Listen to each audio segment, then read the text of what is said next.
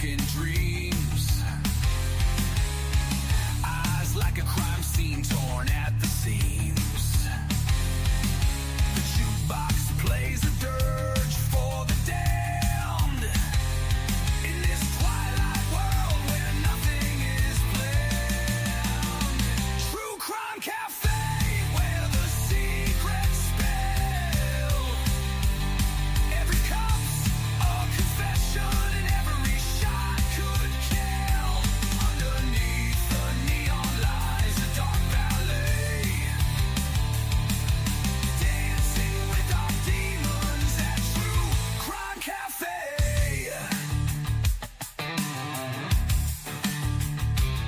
The coffee's bitter like a lover's last fight. The air's electric in the neon light. A place where lies and truth collide. Order a double shot and swallow your pride.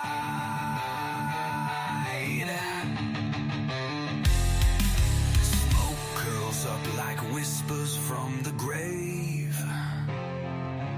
No redemption here, no soul to save.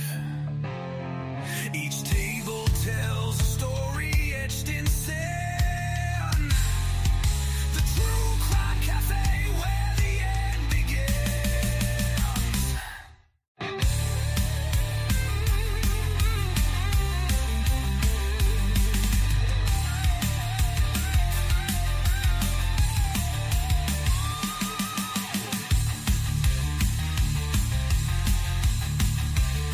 True Cafe. The True Crime Cafe.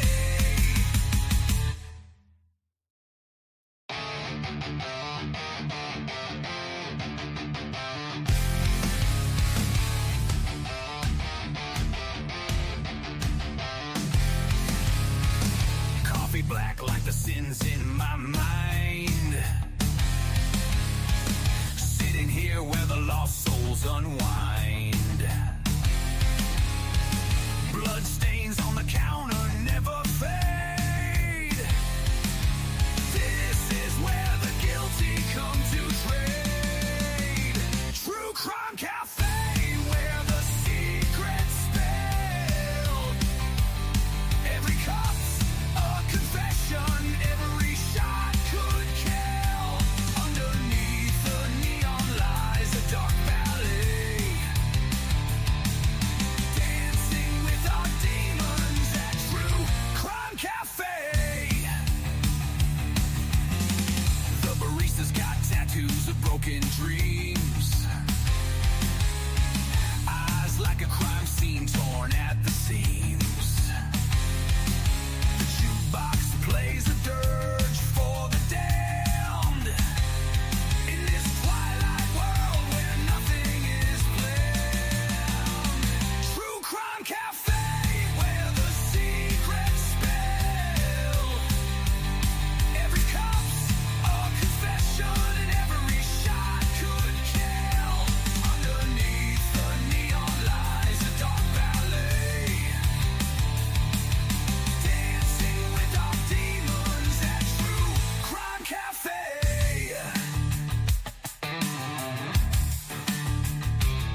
The coffee's bitter like a lover's last fight. The air's electric in the neon light. A place where lies and truth collide. Order a double shot and swallow your pride.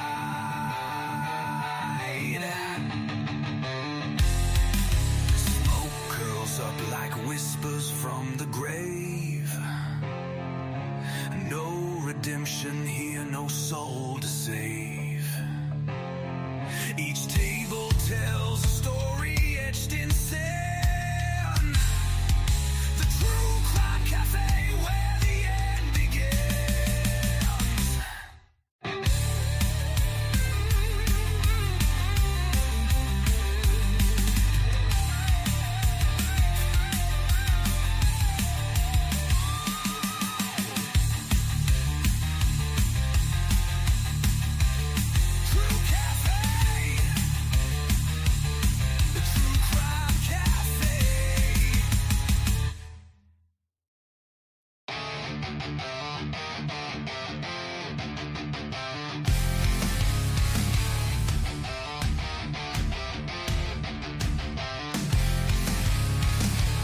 Coffee black like the sins in my mind. Sitting here where the lost souls unwind. Blood stains on the counter never fade. This is where the guilty come to trade.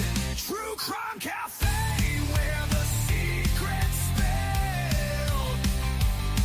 Every cup's a confession, every shot could kill.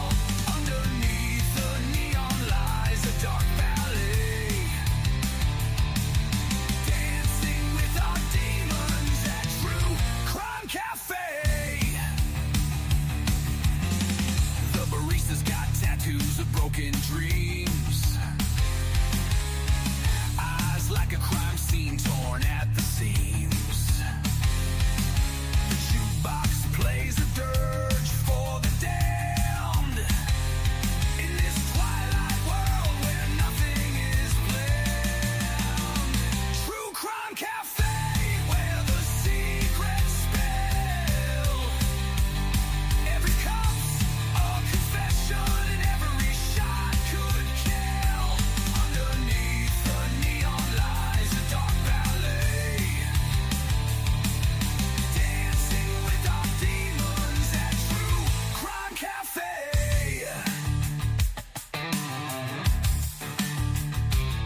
The coffee's bitter like a lover's last fight. The air's electric in the neon light. A place where lies and truth collide. Order a double shot and swallow your pride.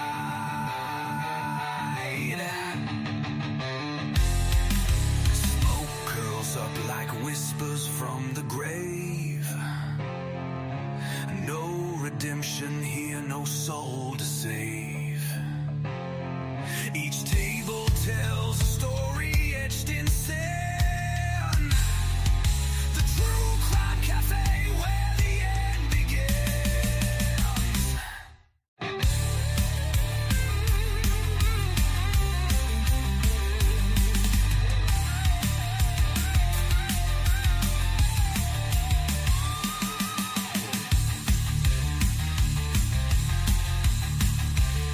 True Cafe. The True Crime Cafe.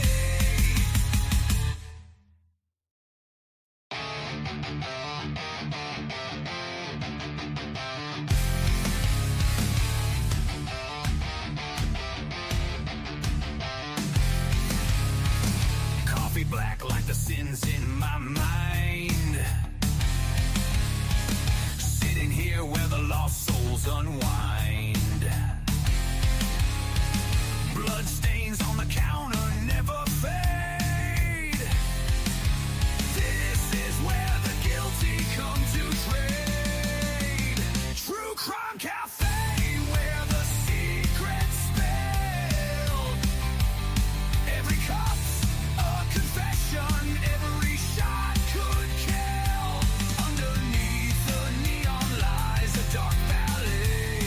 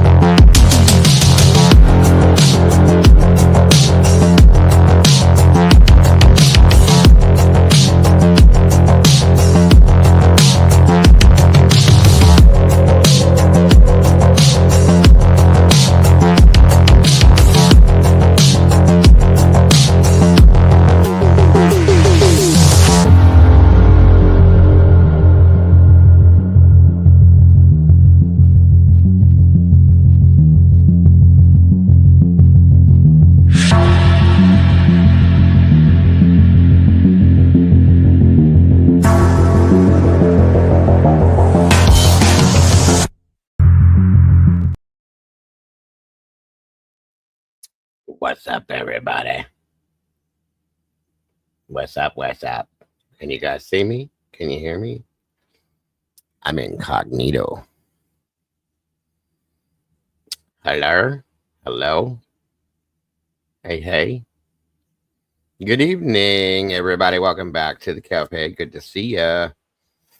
And thank you all for joining me tonight for a little late night with Dago.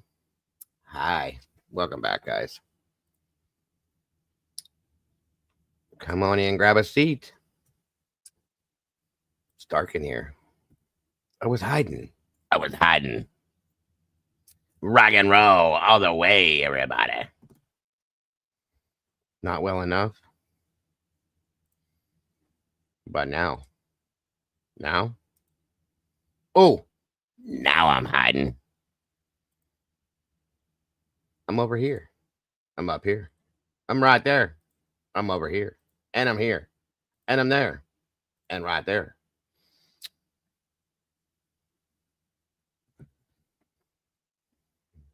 The lightning.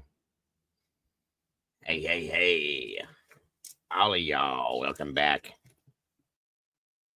I don't know if that fits.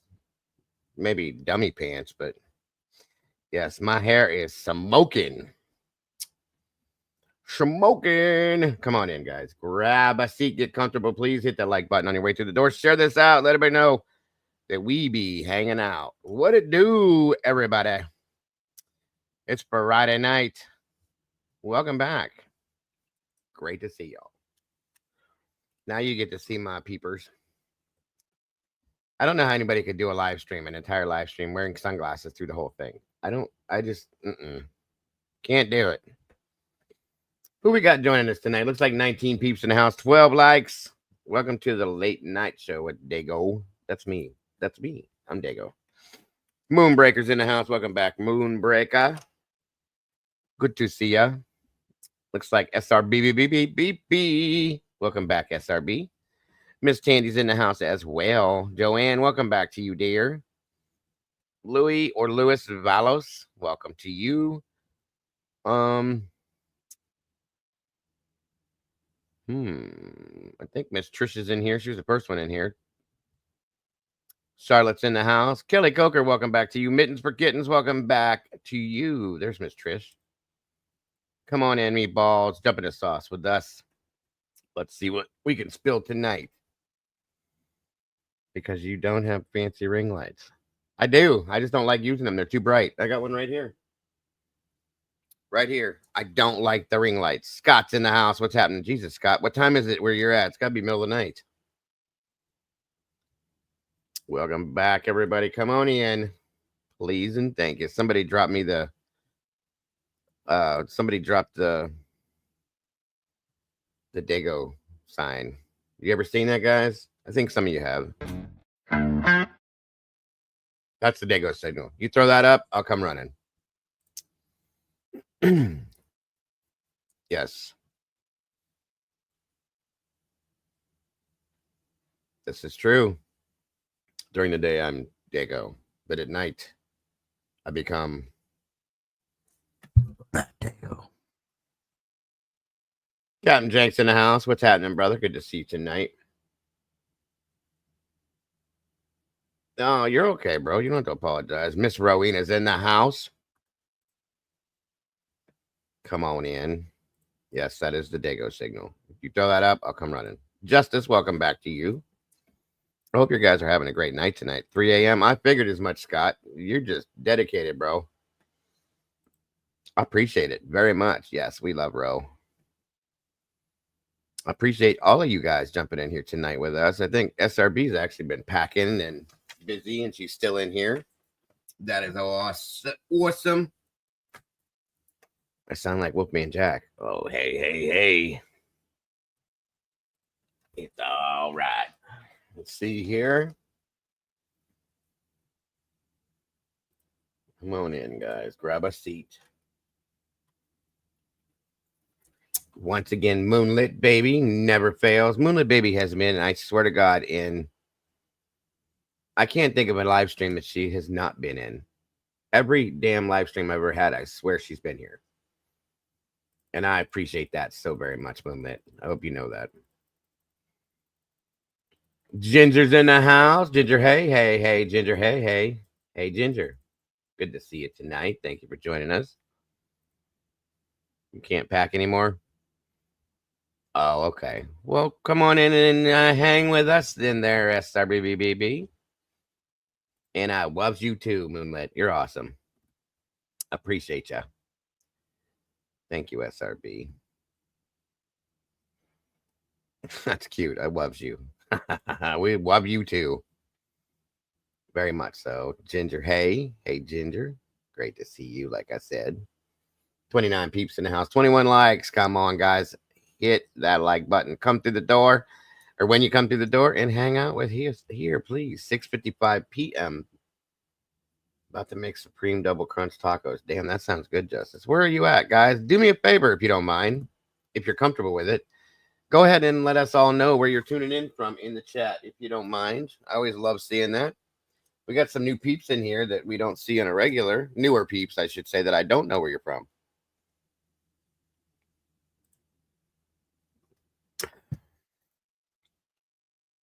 Yes, we do absolutely love having you here.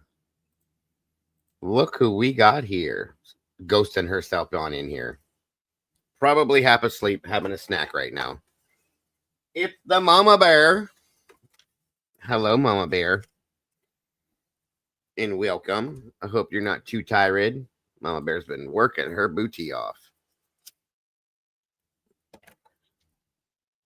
I hope you're doing okay, Mama Bear. We missed the hell out of you. And then some. All right. Looks like just got home. See? Told you. Justice says Squamish, BC, between Vancouver and Whistler. All right. Caps in the Jersey. We got a Jersey boy in here. Miss Charlotte's in Kentucky. Moonlit is East Peoria, Illinois. That's awesome. Rolls down in the Carolinas. Love it. Let me see. Show. Miss Sweet Melissa's in the house. Welcome. Thank you for joining us. I don't think I missed anybody yet. Bear is making that bank. Yes, she's been working her booty off. We miss you more than you miss us. Miss Melissa, you know I live next to how next door to me do you live, Miss Melissa? Salisbury, Maryland. Raymond Watts, welcome, sir. I've not seen anybody from Maryland in here. Of course, we know Mama Bear's in Indiana. Of course, we got Tandy and the Tomboy down in Texas. I call it hell. So do they make good Salisbury steak down there, Raymond, or is that me being a dork? You know I gotta ask. Come on down, y'all. Oh, yeah. No, I knew that, hon. I just didn't know exactly where in PA you were. Willie and you are both in Pennsylvania. We don't have too many PA people. I think there are CZs in PA too, I thought. Mittens says Northeast Cali. That's awesome, Mittens. Love the Cali peeps. We got a lot of UKers that come in here too. We know Scott's in the UK. That's why it's 3 a.m. there. Come on in, everybody. Get comfortable doing a late night with me. I love doing these late night ones from time to time. And it's Friday night, so why not? Tomorrow night, everybody, just so you know, I will be bringing the paranormal stuff, the weird, creepy, unexplained, and scary Saturday night. And this one is care of Captain Jenks. He brought the idea to me. We're going to be looking into the Gettysburg ghosts and the hauntings in Gettysburg.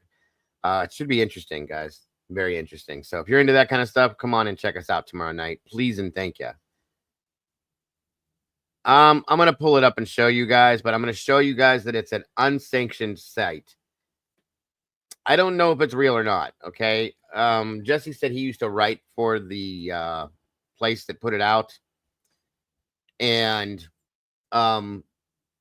you could be anybody and send something in and write it. So We'll see. Summer Thunder's in the house. Miss Trish Crow coming in from Michigan, right up north here, up there by Miss Alicia. If who stays awake? I am wired, y'all. We won't be in here forever in a day, but we'll be in here for a little bit. I was hoping we could get Cat Lady back in here.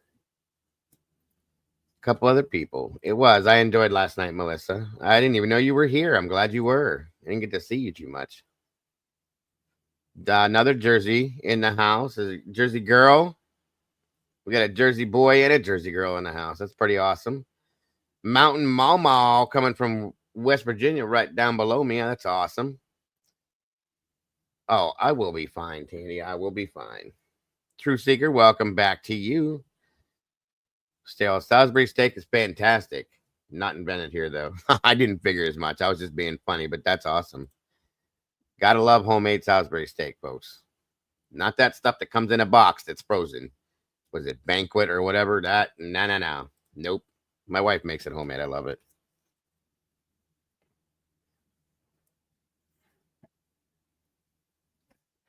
So Roe is telling Mittens, asking that question. No, it's not true. A lawyer for the family said no, it's Onyx Sleuthing. Okay. Thank you.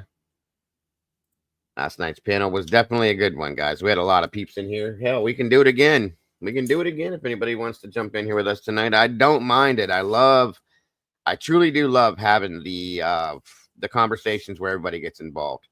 And don't get me wrong, guys. Typing is awesome. Okay, in the chat, I love everybody in the chat. I like to interact with the chat. But when we get people up here that want to voice their feelings, opinions, thoughts, and theories, like vocally, I love that because I love the fact that there's emotion in your voice.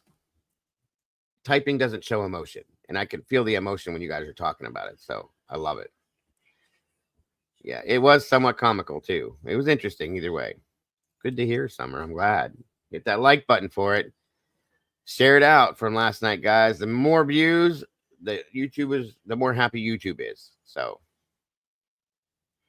we're going to talk about whatever we talk about tonight once again, because it's a late night show. It could be anything. Who knows? But we will make it happen. That's exactly it. Moonlight, you're always welcome to join us up here, dear, if you want to. Please know that. I'll tell you what I'll do here in a minute. I want to see how many people we get in here. But once I do, I'll go ahead and post a link. And whoever joins us, we will have a convo. I'll throw some different topics out.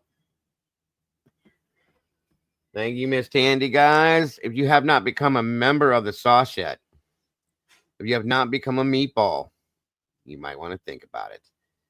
All you got to do is click on that link right there. Right there. And I'm telling you, jump in this sauce. It's nice and warm, and we got plenty to spill on a regular basis.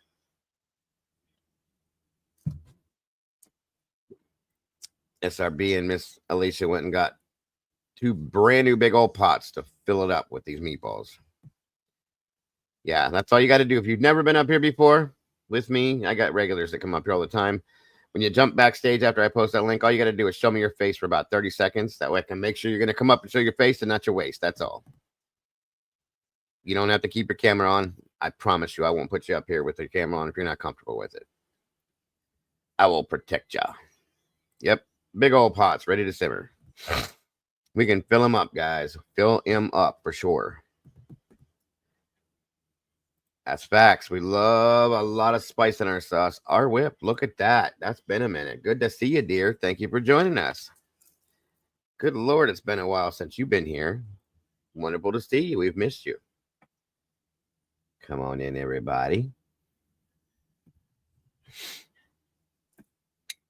42 peeps in the house. 32 likes.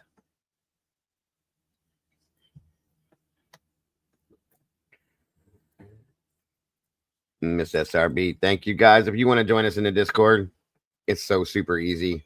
All you got to do is send an email to Brandy, our Brandy B, the OG at momof350@AOL.com. Title a Discord link, state your YouTube name so we know who you are, and we will send you a link back and bring it right on in.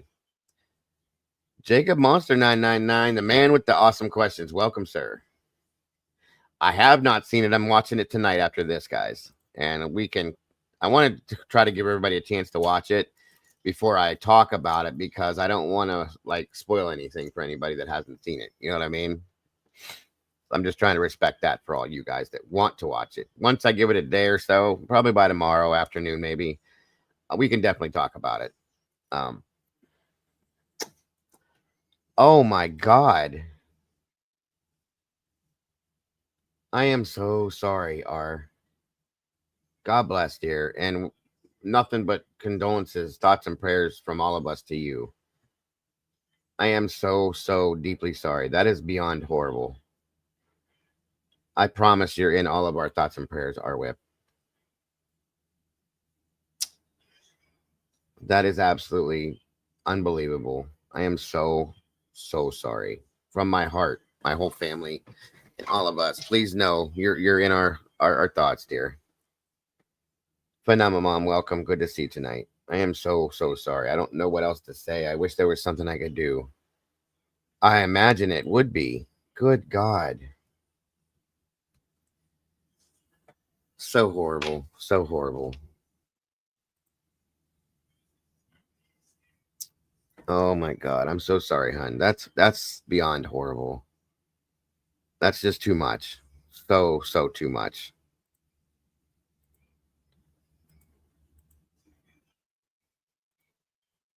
But you always have a family here, are always. Um, if you need anybody to talk to, you're never alone. I can promise you that. Okay. Um, we always got your back here. I promise you. Always. Oh my God. Oh my God. Oh God. I don't even know what to say. You're gonna bring a tear to my eye. I don't even know what to say to you, hun. That is so, so sad and so horrible. I am so, so sorry. Oh my God. Are you okay?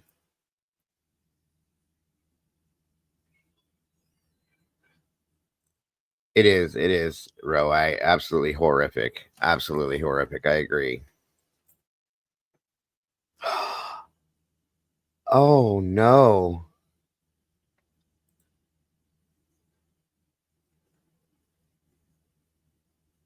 Do you know we don't need to talk about this if you don't want to, hun. Please know that. Do you know why? Was there any Jesus God, I know you're not okay. Oh, for God's sakes, my God.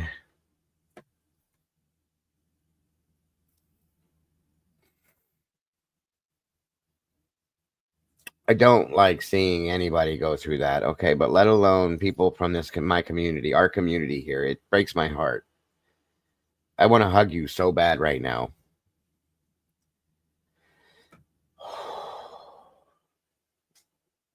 You're welcome to come up. Yes, of course. If you're okay. I mean, good God Almighty, I am beyond horrified right now.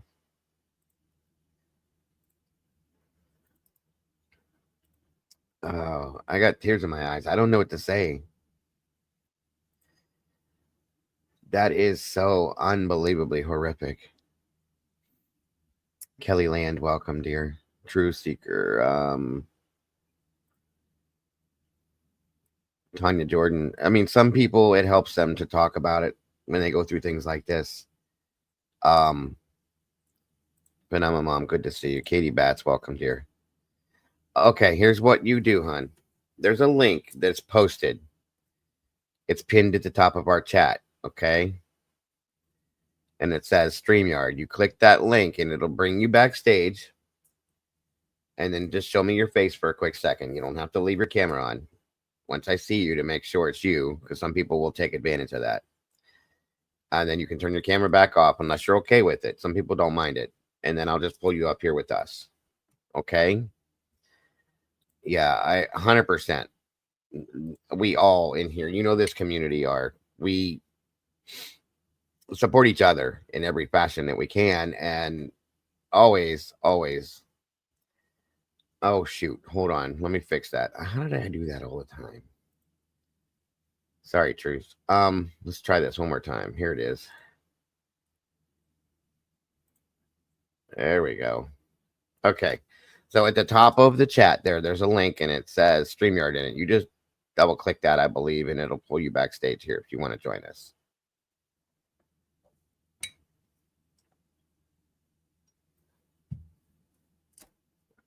Guys, it's a horrible thing. And it is real, okay? Mental illness is a very serious problem. Okay, try it again, R. I just changed it. If not, there's one that I can throw here in the chat for you right below where you just said that. Try that one. Try that one. If you have a camera and all that stuff, it should allow you to bring it up. No, the why never gets explained, Kelly. I agree. It never makes any sense in a lot of senses. Yeah, that's very true. Truth. Very true.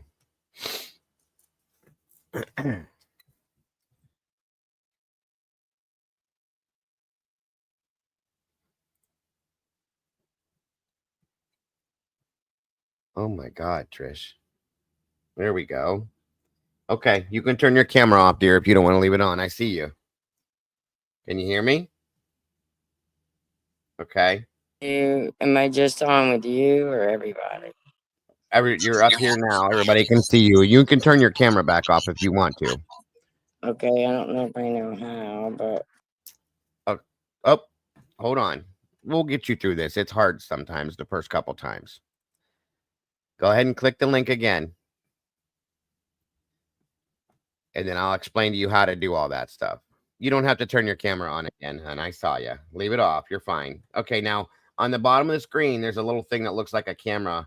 When you click it, it'll turn it on or off. There you go. Okay. now right. how do I do like chat? I don't get to see the chat or don't No, mind. you'll. Okay, that's fine. Yeah. Are you on a phone or a computer? I'm on the phone. It's harder. Okay. So if you have me turned on in your background, turn it down because it'll give us an echo. But don't hit any other buttons because it'll knock you off again.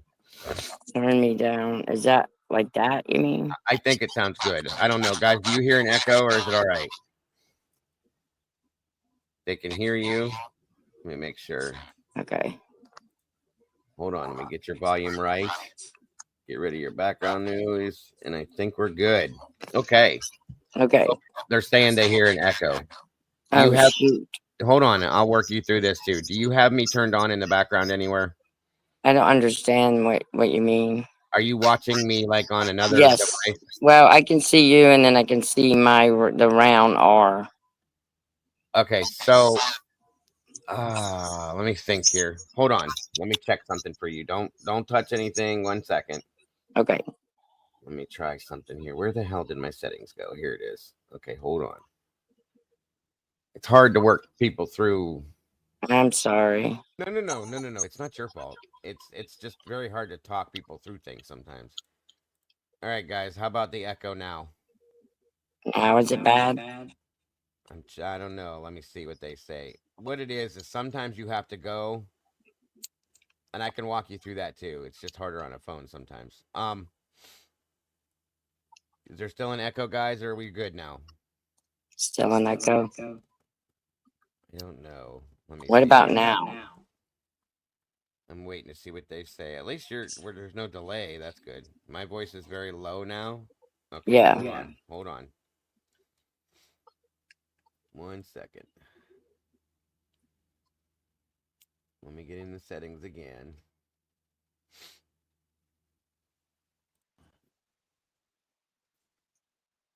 And oops. Hold on. Great. How's this sound now, guys? Oh, I hear it. 1 second.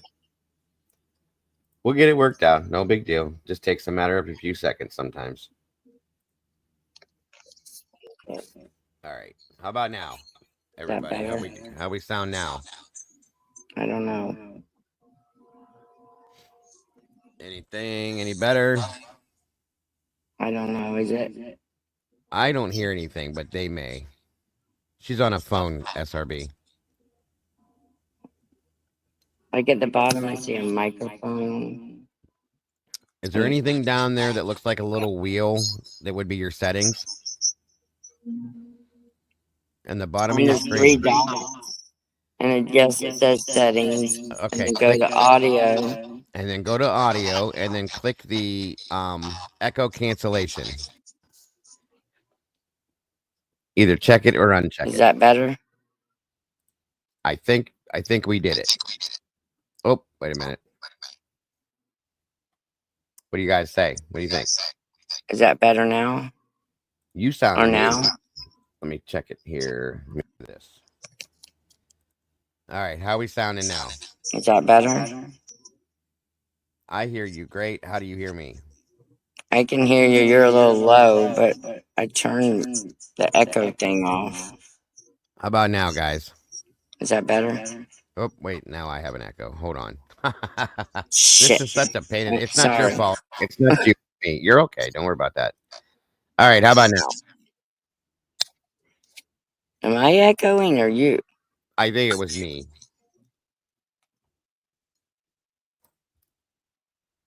How about now? Are we good? We good? I hear nothing. Do you hear an echo? I don't.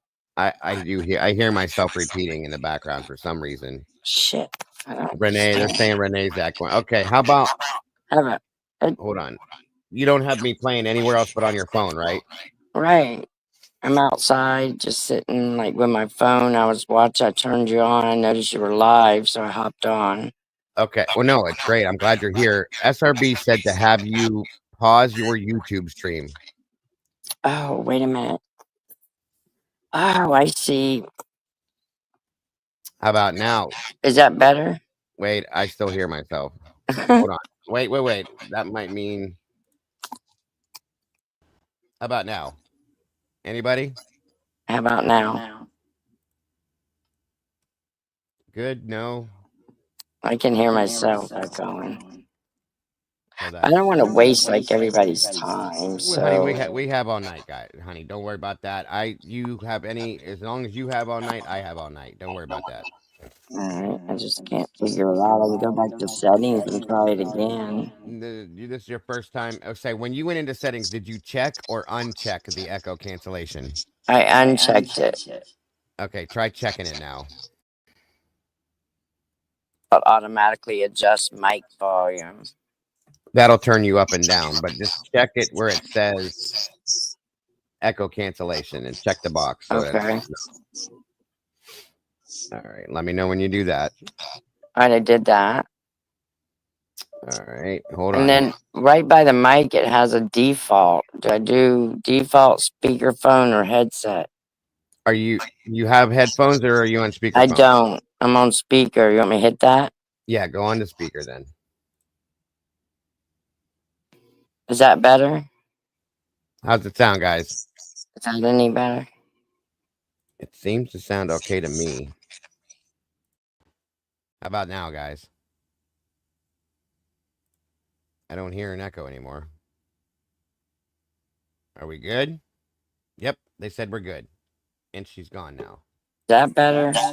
There she is. Is that better?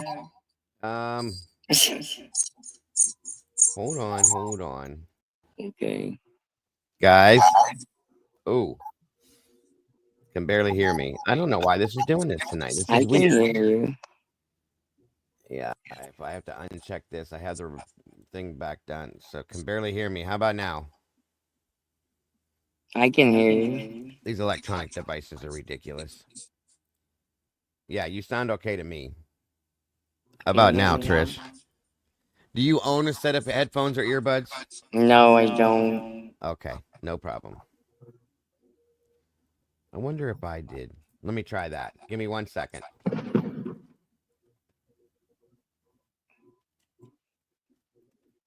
Okay. Bear with me 1 second. Okay. Let me see what we got here.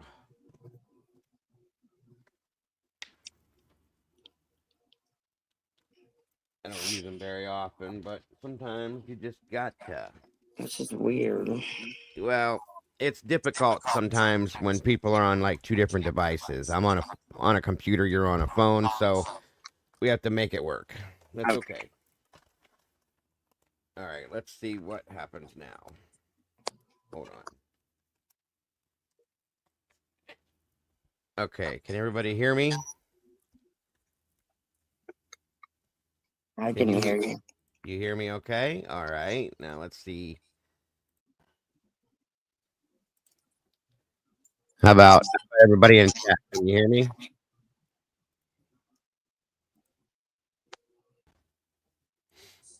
Okay. Let's see how this works out now. Okay. Can you hear me? Yes, ma'am. You sound great. All right. Are we echoing? I hear myself slightly through you, but that's okay. Okay. All All right. right. So how obviously I know how you've been, and that's a horrible thing. It's good to see you, but not under these circumstances, obviously. Yeah.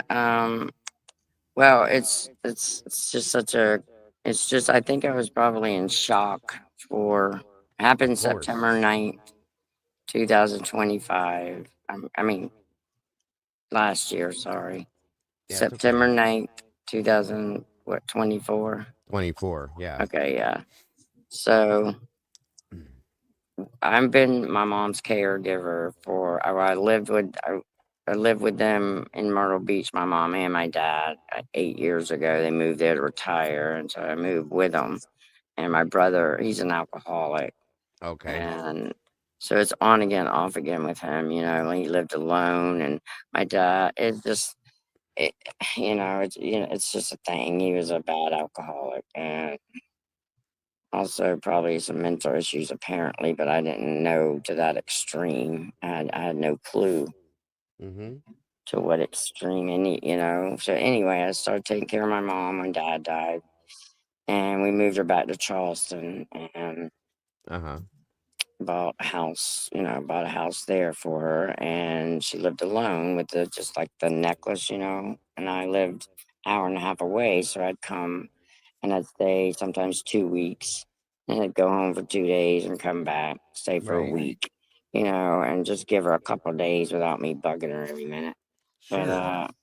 we had a good long last 7 years. But in the 3 months before this happened, my brother did. Oh shit! My brother did. The rule was he could move in if he didn't drink, which I knew already that was not, that wasn't going to stick because my mom she's 82 when she passed. Uh-huh. So, but, um, yeah, but he's always been super sweet to her, always cooking for her, we were like taking turns. She was in like stage 4 kidney disease. So Mm. we were, I had, a lot of doctor's appointments and getting ready to start at home dialysis. And he started flipping out like freaking out when that started coming Okay. about. And so when mom got sicker, he got worse. And then the drinking started again. And it got to where I wasn't able to go home hardly. I was maybe going home for 2 days and coming right back, or even for a day and coming right back. Right. Because I knew when he was drinking because he'd text me all night long. But he'd also be keeping my mom up all night. And she's 82 and in kidney failure Renal almost. she was in full renal failure. More or less. She was getting Yeah. ready to start, yeah. So she wasn't feeling well. She still could walk around, and things like that, but just weak legs. She needed assistance in certain things. Like I had to shower or get in the shower with her and stuff like that. But Yeah, right. um, yeah, it was just he had drank for like I went home. He was sober. Okay, this was about let's see, 3 weeks before he passed or something, my mom called me on the house phone and says, "I need some water." And I'm in Columbia, right? So I'm like, Mm. "Okay, he needs some water." And Bobby's there. So, okay, he's drunk. He can't go to the store. I said, "Okay, I'm coming." So I jump Right. in my car. I get there. I walk in and I see pictures missing off her wall and her lamps gone and her mirror off her like table for her face is gone. She had had forever. And I started saying, like, "Where's your lamp?" Mm-hmm. "Oh, I bumped into it and broke it." I'm like, "Okay, well, where's your picture?" "Oh, I didn't like it, so I had Bobby throw it away." It was always an excuse, which I wasn't dumb. I was like, "Mom, not." Yeah, of course. Yeah. Anyway, the bottom line is, I called the cops on so many, so for the past 4 years when they went back on the Mm-hmm. investigation, went back. It went 4 years of 911 calls of me trying to get. It's always was me calling against him as for something he was doing to my dad or my mom or whatever. Right. And I was Right. medical power of attorney of mom, so Bobby had been drinking 9 days straight. That's a long time. He Yeah, it was to the is. point where he didn't look like himself. His eyes were like bugging out and his hair was like sticking up, like, and Mm-hmm. I just thought, I told mom it's been 9 days. He's still going at it. I shut the door. I locked the door. Me and her in the bedroom, it's 3 in the morning and he's trying to break in and get in the door. And he comes in and he's tearing the covers off mom and, just in her face, like, "You don't listen." And so I started recording Yeah. and I eventually ended up having to call the cops. Uh-huh. And 3 of them came. It's about 3 a.m. in the morning when my mother should be asleep. So 3 cops come and my mom walks in there as good as she can into the front of the house, and the cops say, "Well, hello, Mr. Bobby. Looks like you had too much to drink. Um, you think we could pour your wine out?" And Bobby's like, "Yeah, yeah." And as they did, one of the cops said, "Huh, that's an interesting painting on your desk." And I'd never been in his room, so I didn't know what the hell he's painting. I know he's an artist and he painted a lot of other stuff, but I just Right. figured one of his paintings. So then another cop comes running in because he'd been there before when Mm-hmm. when something else happened. So he comes running in ready to like tackle somebody, and my mom's like, "No, no, no, he lives here." Or that's all she does say. "He lives here and he don't have to." The cop said, "Do you want us to take him or leave him?" And she said, "Leave him." And I was like, "Oh, God."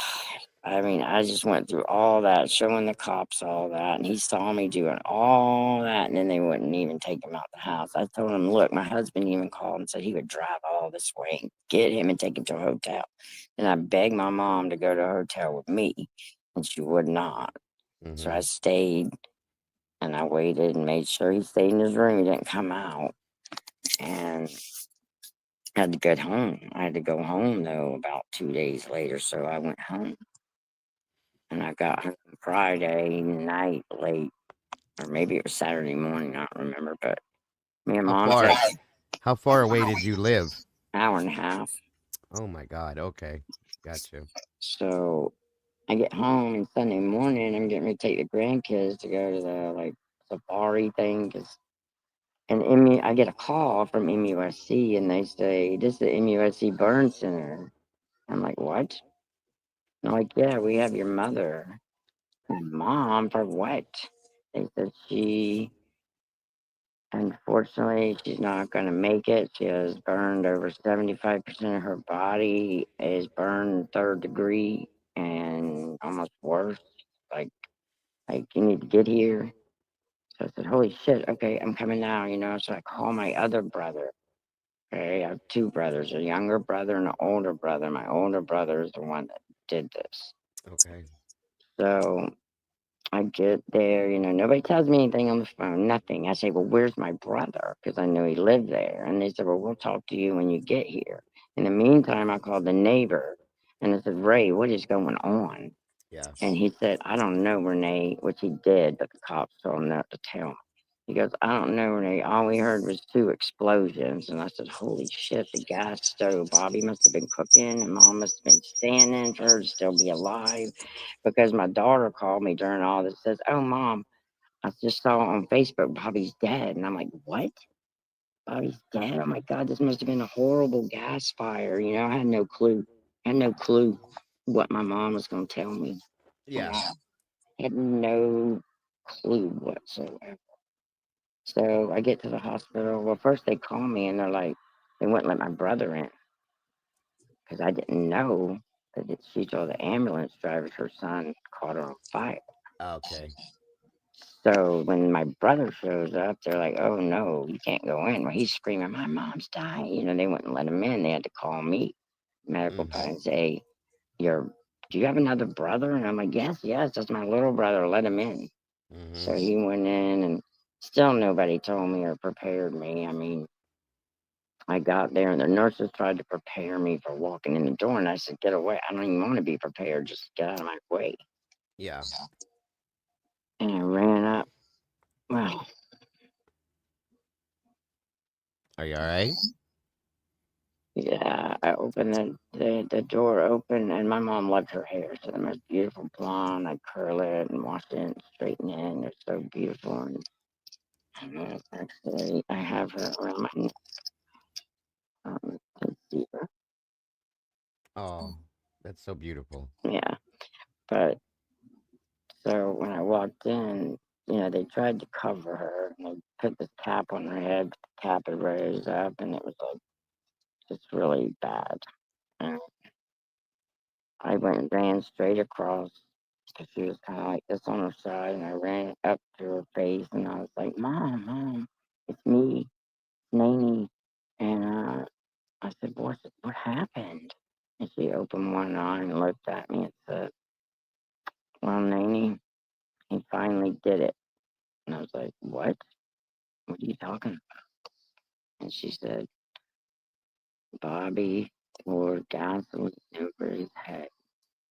Said he poured gasoline on me and lit her on fire. And Bobby's dead. She said, I tried getting my pajama bottoms down. I couldn't.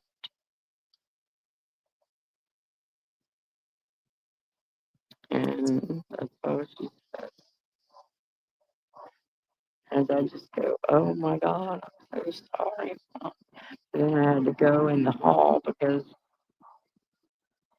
they wanted like a statement, you know what I mean? Like my mom's dying, and they want to get me and take me downstairs to the corner and with the time my brother's dead. I'm like, I know my brother's dead. My mother's told me, you know, like let me back up there and we'll talk about it later, you know. Yeah. So I get back up there, and my husband stayed up there with her, and she, you know, never actually regained consciousness, but she was. You couldn't really hold her, touch her, hug her. Unbelievable. Yeah, well, they explained it as it is something worse than what they've seen on a war field. Like they don't even know how she was alive. They said when she got there, she wanted a Coke float because she hadn't been able to have ice cream in a while because of her kidneys. But her lips were like burned off, so they fed her the Coke float, which I'm happy. Yeah. I mean, at least she had. She actually had two before she passed. She lived till 8 that night, from 10 to 8. And she had me and my little brother and my daughter. Both my daughters flew in. We all just were around her. And when it was time, you know, I knew what her breathing got rapid, and you couldn't really touch her. But when you finally could, you know, they're like, okay, we're giving her this medicine. In other words, you can get in the bed with her. I got in the bed with her. My husband just pulled the railing up and I put my arm around her. She had one little spot on her neck that wasn't burned, and I just kissed that spot over and over and over and over and said, I love you, Mom. I love you, mom, just go with dad, and then like playing, her and dad's song. So, she had all of us around her and everything. And I'm gonna tell you what, that's the worst thing I ever seen in my entire life. I imagine. I imagine. Yes. Does it help you to talk about it at all? It, it, it didn't in the past, but lately it's been bugging me because I'm dealing with not knowing, trying to forgive my brother. It's It's been hard. 9 months, Yeah. and I know that I don't feel like my mom's like resting until, because when it first happened and we had the funeral and all, we were so shock and angry that we didn't include him in anything to do with mom's funeral. I What we're supposed understand. to do is a murder suicide, and we're supposed to put them up there together. No, like, No, it doesn't. That it's very hard to separate and understand. I get it. I understand. so I'm struggling bad with that part. Are you talking to anybody at all, Renee? I just now the victim's advocate I'm working with at City of Charleston. Okay. Anyway, yeah, the victim's advocate there, and I just now, after 9 months, finally in the process, I just saw a psychiatrist, and they're gonna Mm. get me in with a PTSD like trauma therapist. Well, listen, I'm telling you, I understand this because I have PTSD, and it's from doing what I did as a firefighter and the things that I saw and dealt with. Okay, it's real. I understand totally what you're going through, and I dealt with people that weren't related to me, that I didn't have a connection with in that sense, and I understand it, and it's okay. You have to be able to. Some everybody's different, in my opinion, but some people. That's why I asked you that. Some people talking about it, it helps them. Okay, because they're expelling it in a way. Some people can't. Like my And heart's beating really fast, and I was talking about it, but for some reason, I just felt like I needed to start trying to, maybe, I don't know, I don't even know what I can do, but for somebody, maybe if I can eventually get into advocating for yeah, something that will help somebody else, maybe, or help somebody else see the signs, because what's really creepy is after it happened and I got the search warrant,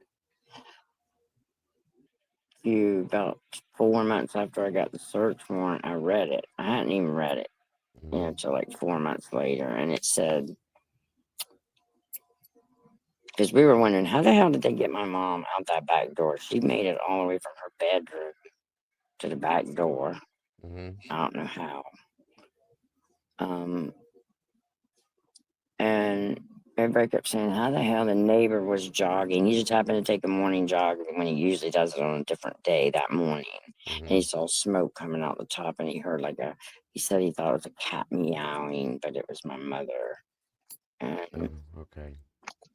so he kicked the door in. Well, when he did, was a second boof, boom, and Introduced oxygen to it. It's like a backdraft. Yeah. and I, all I know is, yeah, it was bad. Just things that the neighbors even told me that I didn't really want to know, But anyway, after I started reading it, I read they were responding to an open 911 call. And I said, what the hell? Nobody ever told me my mom called 911. It was, and that what that means is that somebody dialed 911 and didn't respond to the operator when after they dialed. Well, when they called her back, the detective said she set the phone down. And so they solved the murder, the M It's okay. You by, can say that. You can say that. okay, It's okay. they solved the murder, they solved the case by listening to the audio. Listening to the call. Yeah. And I'm like, holy shit, there's an audio? Like, nobody told me this ever. So then I'm freaking out. And the cop said, no, you don't ever want to listen to it in your entire life, ever, ever, ever. No, I'm And I I'm said, telling well, I'm going you. to tell you something. I told him, if that shit gets leaked, you know what I mean? There's going to be a lawsuit because, I mean, Yeah. if it comes down as, he said, no, it will never be. And I said, So I said, "Can I ask you a couple of questions?" He said, "Yeah, can I ask you what was I don't want to know a lot. I just want to know what my brother said before the actual goof." And can you believe he said, "Mom called. I guess he took the phone from her, hung it up, whatever. So they called my mom back. Well, when they did, my mom said, 'Never mind.' Hmm. And instead of them saying, 'Okay,' and just sending an officer, they said, 'Well, what's your address, ma'am? We still have to get your information.' So the minute she gave her address out, he said, 'You didn't listen, now you burn.'"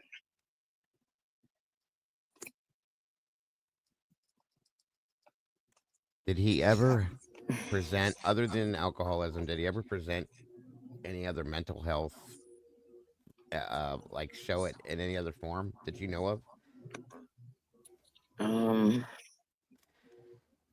Not, he just to me was always just, he was a quiet, kept to himself type thing, always right next to my mom. I was more of a like, I don't know, and more back then. I guess I never really noticed it until after all this happened. But What's but you said he was always very good and sweet to her until this happened, right? Yeah. Okay. Oh How yeah, like they were like inseparable. Like I mean, for years, how she was been he like babying grow him for years. Okay, that was okay. Now when your dad was around and growing up, was he always close to her then too? Yes, but Okay. not with my dad. He wasn't. He did not like my dad. Yeah, I understand. I understand. Well, I mean, it's I'll tell you one thing, it's a really big step because this is a very traumatic experience, okay? You being able to sit here and have this conversation means a lot. That means you're moving forward. That's a lot. Um I don't know what to say to you that could help you to console you other than you're on the right path.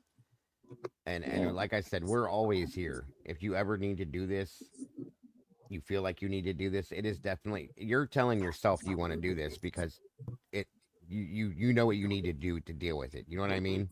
right. So yeah, everybody in here, you were here for a long time, Renee, and everybody loves you in here. You know that. So um, Thank you. we will always have your back. We'll here be here. I don't care if you come into the whatever to talk about whatever you need to. We're here. So Okay. and Charlotte's right. Alcohol can change somebody's personality, especially if it's chronic. It can definitely change your brain patterns, Yeah. your actions that you do on a regular basis. All of that, it can change a person for sure. Yeah. And I noticed like things like that I found afterwards, like after it happened, that some of the belongings that we got back that weren't burnt, Mm-hmm. um, were towards the end, you could tell his writing even changed. See, none of Yeah. this I noticed because I didn't read his, he wrote books. I didn't read his book, he just did his thing, painting and writing books. And Mm-hmm. on the search warrant, they took the picture, so I don't know what he painted. Gotcha. So he was an artistic personality too, and But, probably expressed hmm himself in that way. I understand. But I don't really understand it. I don't know why. I don't know. All I can do is tell myself for drinking after 9 days, you had to have had like a psychotic episode That's what it sounds of like. I some was gonna say sort. that. How old was he? He would have been 62 this July, this month. So he was Wow. 61, and mom was 82 when it happened. Did he have any children or was No, he he never was married married? once, and then he didn't want kids, and she did, so they got divorced, and he never even dated anybody after her. He still talked about her even like later in life. It She sounds actually like he contacted me after he passed and told me she really loved him, but she wanted to get together with me because she got out just in time. I'm like, what the hell? So I'm going to be meeting with her. that's probably good too. That'll help in that way. It sounded like he may have possibly had Um, I can't think right now because I'm a little wild from what you just said to me. It's a personality disorder. Like schizophrenia or something? I mean, it. I don't want to say that Like because I don't know. paranoia? It could be. Did he ever talk about, act like that you saw hearing voices or seeing things that weren't Yes, he there? always said there was a shadow in the corner of his room, and then there was somebody walking in front of his door, and he could hear the floor creaking and all this shit. That's what I was wondering. It He said there was a sounds. dark entity in the house. Wow. Okay. Yeah, it Okay. gets a little crazy. That's that's what that sounds like to me, possibly because um And my mother, my mother even said to me about 2 months before this happened that she felt like there was something dark in her house and that I needed to go get some cleaning, what you call those sticks that you burn, not sage. yeah, and some Yeah. cleansing wood, and then I got her stones, protective stone. I don't know. She did the tarot reading a lot. That was her Wow. thing. She couldn't get out and walk around much, so she'd sit on Facebook and do the tarot readings. And she kept saying, "I'm not gonna be here." Like I'd say about, "Oh, next Christmas we'll do this, or we'll go to." I took her to Cherokee every year to gamble because she liked to go to the casino. Sure. Yeah, So we absolutely. did that every year, and Did Bobby ever did he have any kind of a religious outreach or anything that you know of? well, no, no, that's weird. Well, he was atheist. Ah, okay. Gotcha. And he started Interesting. getting very angry at my cross. I've worn this cross forever, and like he last about 2 months prior, he started texting me, don't come back here with your cross. Don't come back here with your God, F your G, And I was like, what? Oh my gosh. Like, I've always worn this. I wear this for me. You're not going to tell me not, what to do. Wow. And then it's weird because after the funeral or during the funeral, my mom's funeral, people were coming up to me going, I need to talk to you.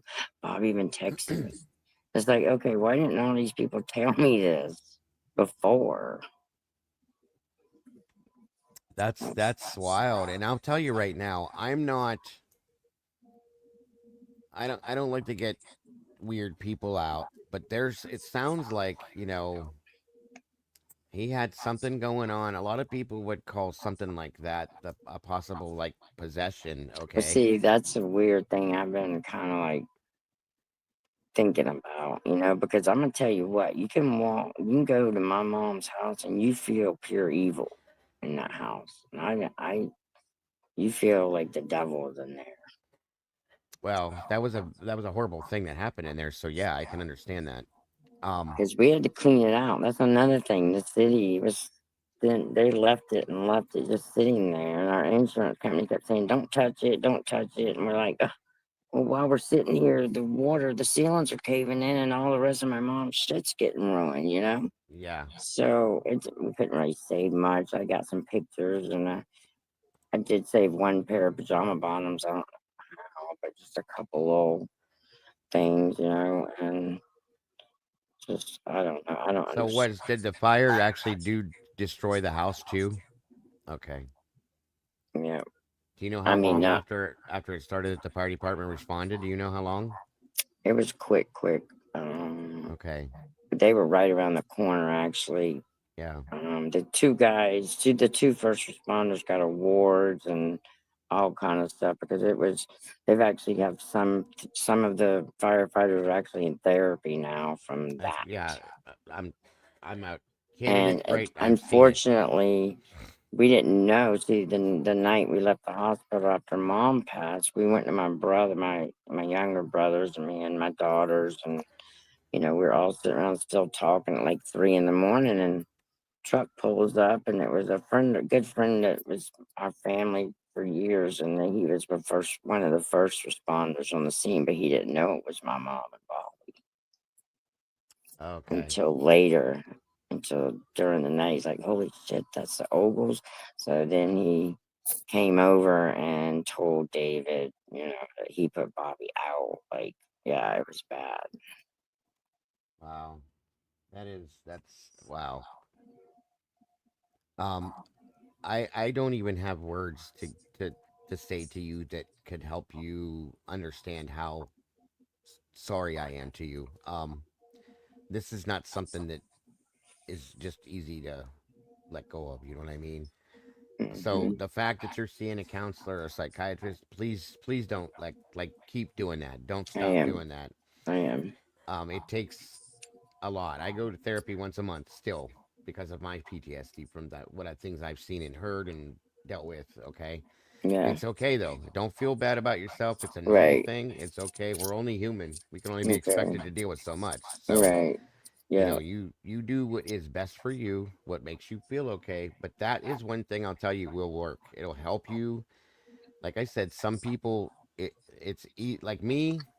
For a while, I didn't talk about anything that had to do with the things that bothered me at all. I just wrapped myself up in a ball and locked down. Hmm. Um, but after a while, I started talking about it, and now I can talk about it all the time. I do get upset sometimes, like, about different things that I hear.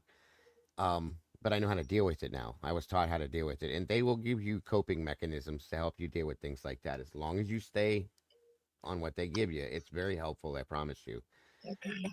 And I, know that you're not alone. People go through this all the time. You have your husband is with you, obviously. That's good.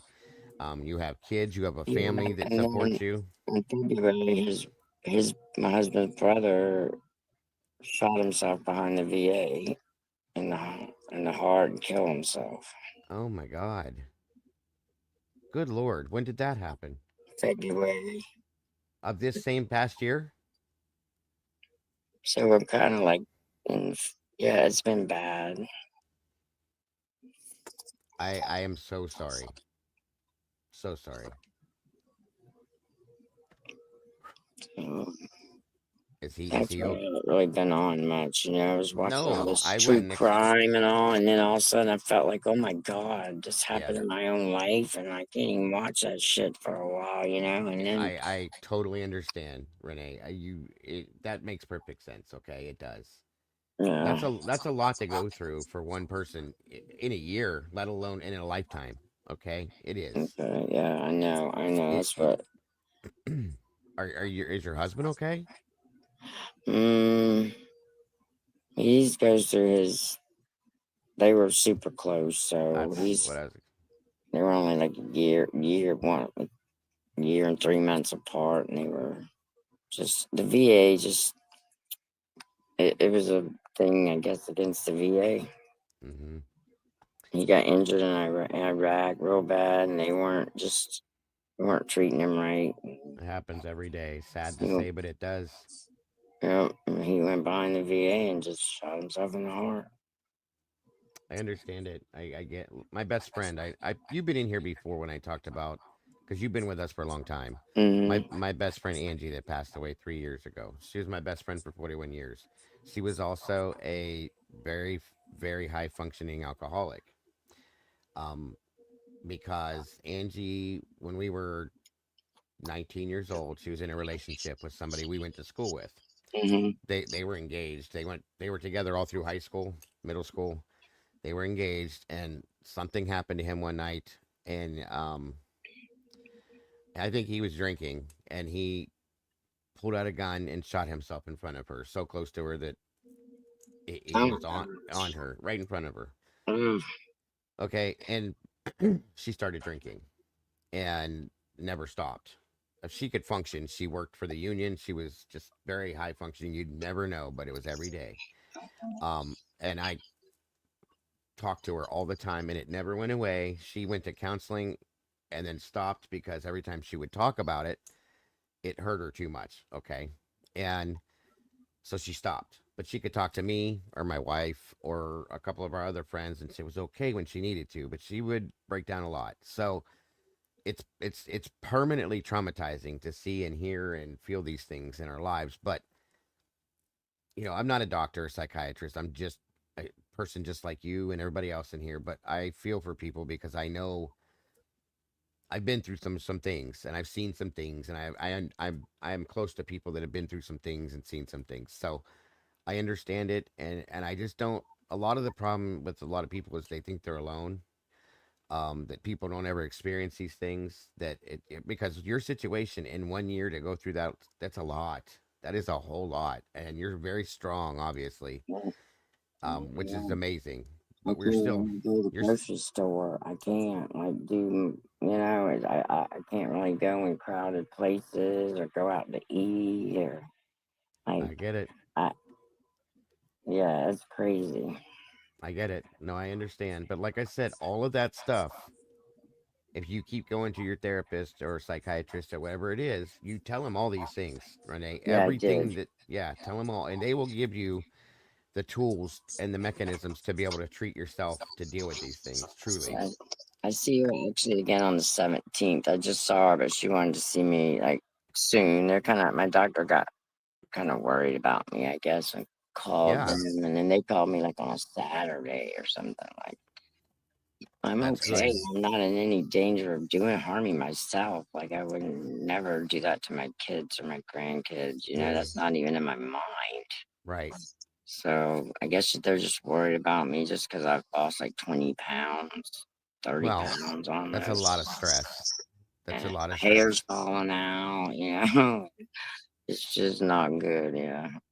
Do you have any animals? Yeah, I do. I have Because three dogs, they and do help. they keep me busy, busy, Yep. busy, busy.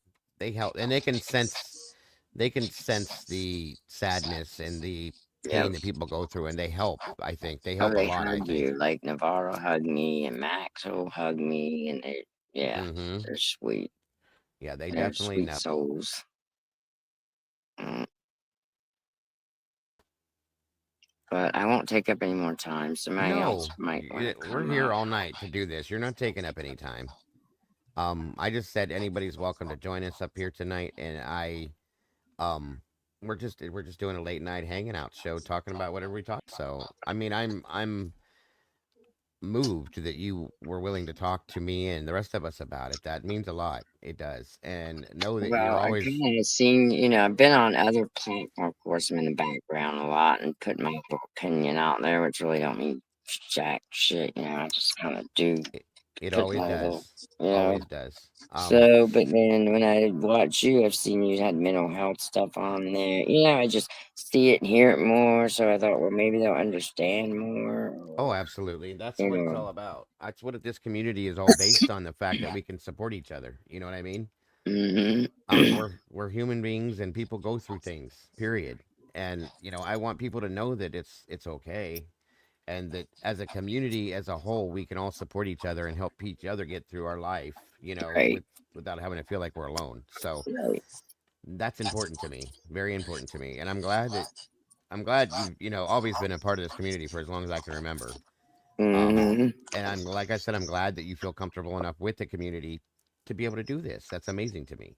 So Well, I just figure maybe if I can help one person, but I don't even know if I can help anybody. I can't barely help myself anymore. in my opinion, what you just did is very helpful to a lot of people, because it shows people that it's okay when you go through these things to be able to tell people. You know what I mean? To be able to talk about it, because Right, and I'm so used to talking to my mom about everything, that I don't have nobody to talk. I'm like sitting here going, damn, I want to call my mom and da da da. But let me just of see if I can course call them. we're always here, Renee. Always Mm, here. As long as we're here, you're here. Okay. All right, thank you. 100%. I am. And again, I cannot say enough.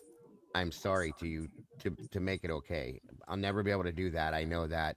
But every Yeah, one of us, there's 45 people in here right now that I can promise you 100% care, and our hearts are with you. I thank promise you. you. Thank everybody. I can't see. I'm blind. I'm getting old. Even with these glasses, I That's can't okay. even see any kind of comment. So I'm There's sorry. there's there's nothing but love and compassion in here right now. I can read them to you. I can show them Oh no, it's okay. I can barely even plenty. see those. That's how blind I am. It's okay. Everybody's saying how much they love it. They love you. God Oh, bless. that's All of these sweet. things. 100%. Thank you for everybody else too, and prayers for anybody else dealing with all Absolutely. of this kind of thing. It's just very hard. And a It lot of was people really have hard to gone. deal with for months, really. And when I Absolutely. think about back about stuff now, I see way more now than I saw. Mm-hmm. that was happening. Yes, 100%. And that sometimes is the afterthought of situations like this because you don't you don't see things until they're thrown in your face. You know what I'm Right, saying?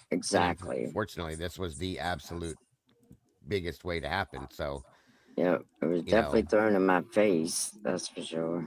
well, if nothing else, I'm sure your mother had a beautiful life that she lived with She amazing. really did, and I'm gonna tell you, you want to know a pure, like pure saint angel? That was my mom. She never did drug, never drank in her life, never didn't curse. I mean, played paper dolls with me, made my paper dolls for me. Made the clothes, and just That's she was amazing. That's just beautiful. a I great love it. mom. And That's I got good. to, at least I got to tell her that, And before she, she passed. right. And I And almost feel like what's weird, I was really up close to her when she passed. And this hmm may sound stupid, and I don't really care. I'm just gonna say it. nothing does. Um, I knew like when she took her last breath out, I could tell, But before the monitor beeped, I went hmm as she breathed out, And you breathe in, and I was not, right by her mouth, like I breathed in her air. that's not stupid at all. I've heard that before.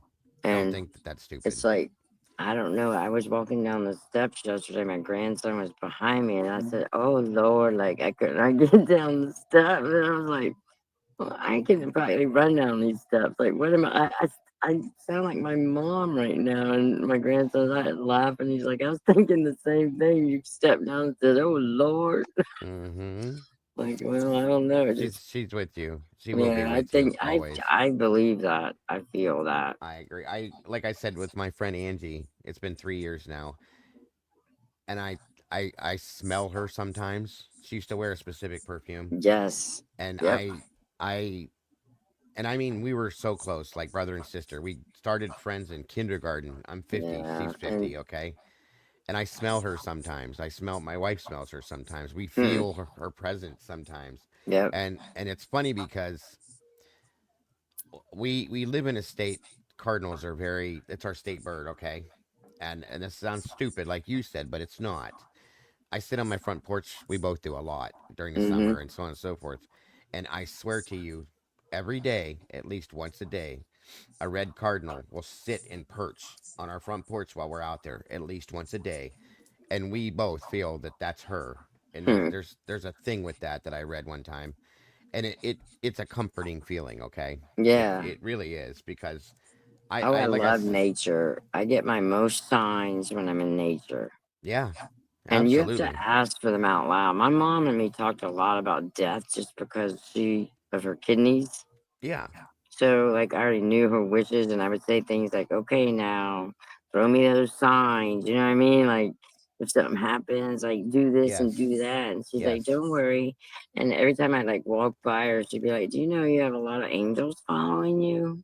Things like See, that. Like, she's just very, always like, just very spiritual and very open to all that. You have yeah, angels protecting you, and then she'd go sage my brother, and I took I it as a believe joke. I didn't realize he would go to the store and she would literally sage his chair. it's So I get it. I wear a Saint Chris. I wear this. I've always worn this, and I wear a Saint Christopher and a Saint Michael medal, both of them. Okay, I was raised in as Roman Catholic, but I don't practice that. I just right, have my own faith that I believe. Okay, I'm that not a same super way. religious person, right? Mm, I don't believe all that. You have to go to church and you have to do this. right, You can have church in your bathroom for all I care. As long as right, you have your own faith, you're good. So, right. and a lot of people don't even have that. They don't have to. As long as you're okay with you, Mm-hmm. that's all that matters. So, Yep. but no, I mean, and one thing I will say, and you'll probably get this from your therapist, is one, the main thing is don't ever be hard on you, okay? And at some point they're probably going to tell you to try to forgive your brother, okay? And I think that's important because it's going to relieve some of the feeling that you have of anger that you Well, I've kind been practicing of this prayer thing I read. I've been listening to and stuff, and I don't know. I just keep repeating, I forgive you. I forgive you. I There you mean, go. until I kind of like just keep saying it until maybe it works. And some days, it's weird after all this horrible stuff. Like, I'm starting to get sad over him.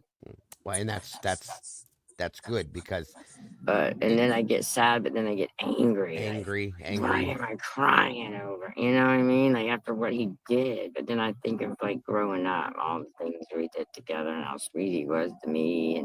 He And was then when sick. You have to yeah, remember that he was I sick. know. It wasn't his fault completely. So, Yeah. and those are all normal grieving, you know, things to do during grieving. And I think you're doing amazing. I really do. And when we went through, we found some stuff in his closet, because his room and my room at mom's were further on the other end of the house. So Mm-hmm.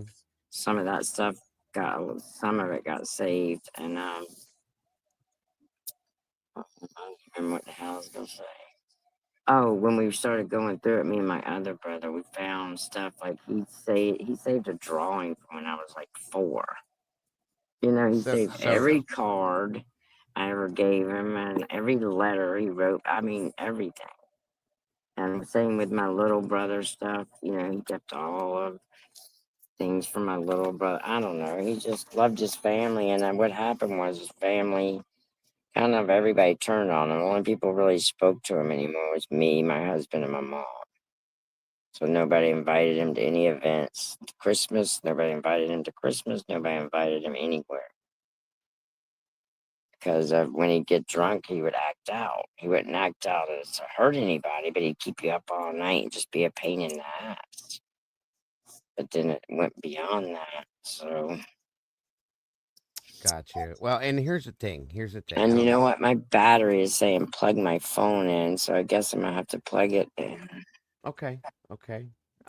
Well, again, I appreciate you sharing this with us.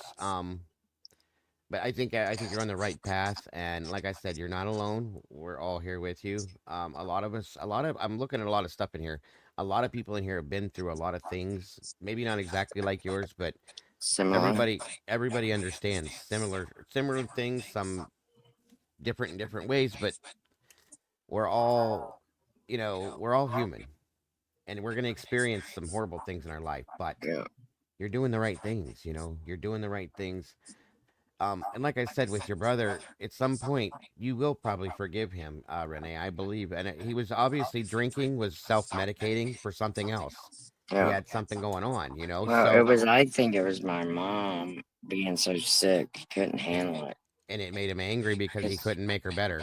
right, and then he didn't want to leave her by killing himself. Only, that's.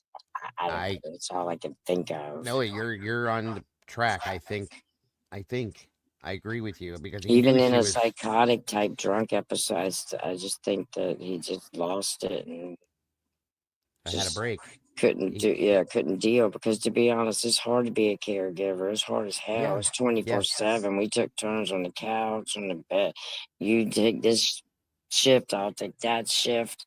And then when I started explaining dialysis to him, he was like, "Oh my god!" He started getting these horrible migraines. About okay. See, he didn't want her. He didn't want to see her in that way. He wanted to remember her from what he was. That was you said they were yeah, really close. That was the oh first yeah, telltale sign. yeah, Absolutely, I understand. I understand, and please understand it. Everybody in chat has said this too. That if you ever want to reach out to any one of us, you absolutely we're here. Okay. okay, thank you. I can actually, if you want, at some point, and we can explain it to you. I don't think you're in there, but we can add you to our Discord. And Hmm. there's people in our Discord all the time talking, Okay, always in there. So you could have conversations with anybody at any given time if you want to get in there. We can actually get you in there with no problem. It's a okay. little to work through it, but once we get you in Yeah. there, you'll understand it. Okay, yeah, I tried, I think, one before, but I couldn't get in there, We'll so. we'll, we'll get it worked out for you. Okay. All Absolutely. And right. I think you have. I'm gonna put this up here for you for right now. Um, to be able to reach me. Hold on one second. Okay. Um, this is my email address. Do you know how to work an email system, right? Mm-hmm. Okay. That is my email right there. You can see it. Okay. If you send me an email, I will give you a way to reach me in another way too. Okay. Okay. And then we'll work on getting you in our Discord, and you can go in there at any given time. Um, all of my moderators are in there typically all the time, and many other people are in our general chat in there. There's always going to be somebody for you to talk to. Okay. All Okay. right. That's very nice. Thank you. Oh, no thanks needed. Like I said, you're part of this family, this community as well, and this is just what we do. So, All right. And maybe another night or something, or maybe I'll email you or get in touch with you about maybe, you know, I don't know, we can talk again after yeah, maybe I get some therapy and I don't know, maybe ab- come up absolutely. again. Anytime you want to, Renee, anytime you want Okay. to.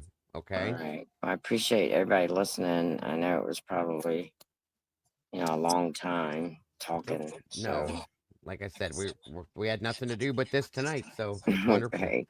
And I'm going to plug my phone in so I can keep listening, but I'm going to get off so that I Yeah, don't wake them up when I go in. So I'm going to no problem. No hop problem. off and then put you back on where I can still be in chat. Okay, that's wonderful. You have All a wonderful right. night, and thank you for being here with us tonight. We Thank you. appreciate you. Yes, All ma'am. right. Good Bye night. bye. Wow, that's amazing. Um, I'm. Hold on, I'm gonna pull this off because can't handle these. Okay, there we go. Unbelievable. That is so horribly sad, but at the same time, we go through these things, guys. And if you can hear me, every one of us in here, absolutely, I guess I can say appreciates the fact that you have the strength to tell that story to everybody in here. So, you could talk for 8 hours, Renee. Just know that it's never going to be too much. Okay. Yeah, like she's saying, she's SRB saying she's so proud of her for doing that. Anything that helps her, yeah, that's what we're here for. And that's why I said that's fine. I mean, listen, guys, I have PTSD. Okay, it's hard for me not to cry right now because I understand what she's going through in a sense, and it was her own mother. That's so horrifying. Okay, it is, and I get it. But we need each other for these reasons, guys. We truly do. Um, there's so much negativity and so many people that just don't care anymore. We have to be able to care for each other. That's all I'm saying. So, um, and I appreciate the community for being so supportive, as I know every one of you guys would. Just that there's no two ways about that. And I think we can get her into Discord and definitely make sure that there's always going to be somebody that'll be there for her too. Um, that is an absolute trauma. That was a horrible year, and hopefully this new, the coming year will be way better for you. Um, and like I said, just keep pushing forward. That's all we can do.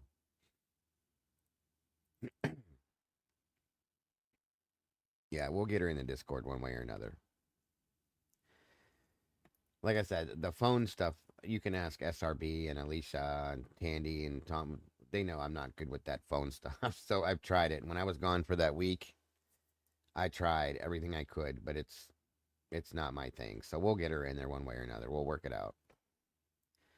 You're doing amazing, Renee. You really are. Sorry, guys. I'm a very emotional person. I'm a very sensitive person to other people and people's their own feelings and emotions, as most of you guys that know me know. And I feel what is it, an empath, I guess I was called, and I feel other people when they're going through it. It's a thing. So you definitely did. I learned quite a bit that week, to be honest with you, and I appreciate it.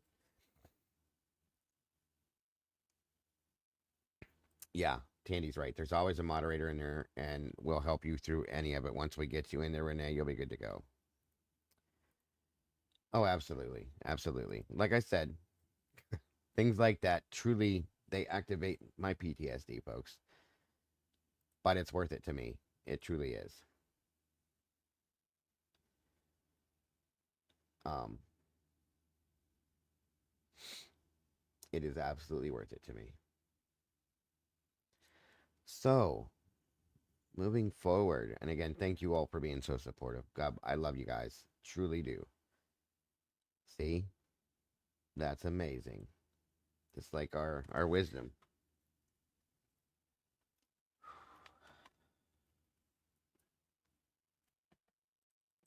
I think we can do that right there. Welcome, Tanya, by the way. I didn't get to say that earlier. Thank you for being here with us tonight. All right, there we go. Yes, a lot of people have had loss in here. A lot of it too. Um, midnight at the Manchineel. I'm sorry if I said that wrong, but yes, very strong, very strong. You may not think you're strong, Renee, but you have to be able to do what you just did. I promise you, there are so many people that couldn't do that. Absolutely, absolutely.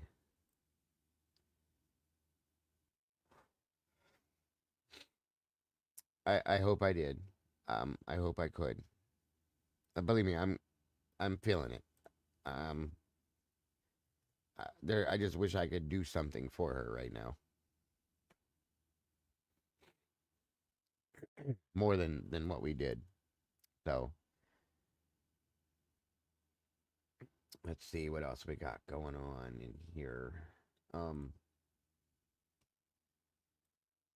1 minute, guys. Let's see here. Just give me a second here. Welcome, Miss Heather, number 64. Well, I hope I did. I do. I hope it wasn't much, but I'm glad that you were. Let me see if I can fix this here. Hold on.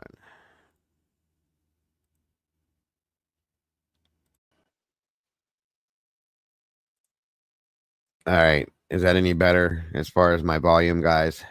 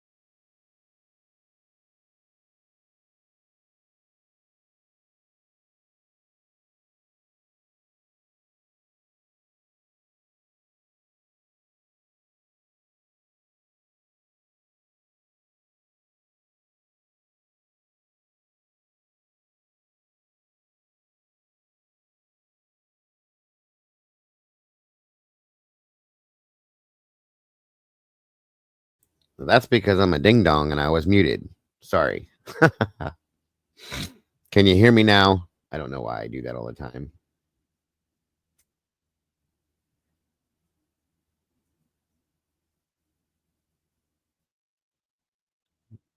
Are we good now? I hope. Sorry. Like I said, I'm a dingbat. Bear with me. All right, let me see. I did want to possibly.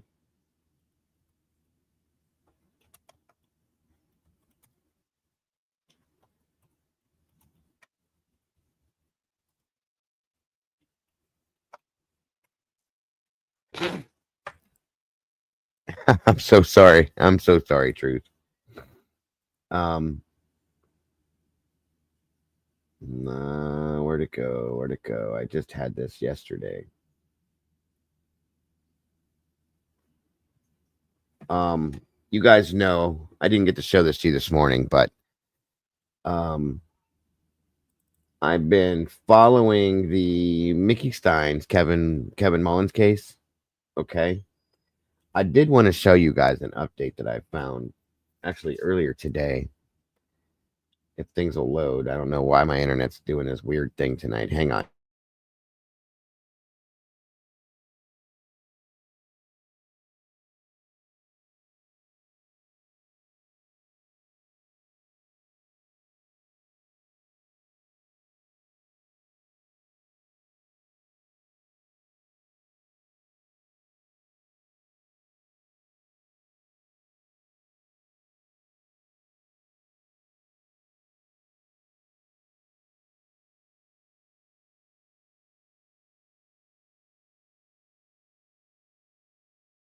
Okay, so yeah, it's working now. I wanted to show you guys this here. It's kind of interesting. It just came out 4 hours ago, actually, about that case, and we don't get a whole lot of stuff coming about this case. Is it close to you, Charlotte? That's awesome. So let's check this out. Maybe review this a little bit and get your thoughts on it, guys. Chambers by the sheriff, Mickey Steins. A shooting caught. Hang on. I got to fix the audio since I plugged them stupid headphones in. Hold on 1 second.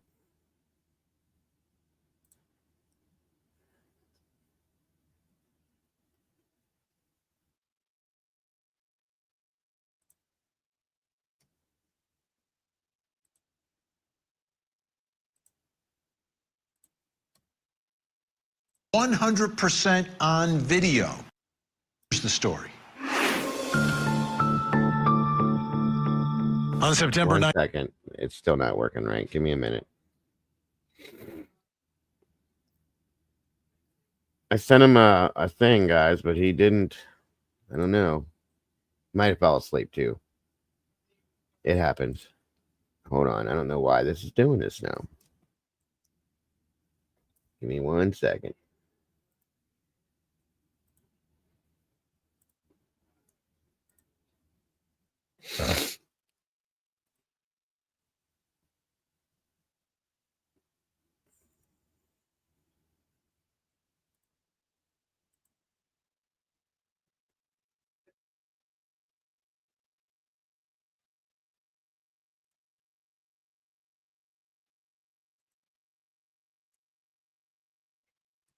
'19th, 2024.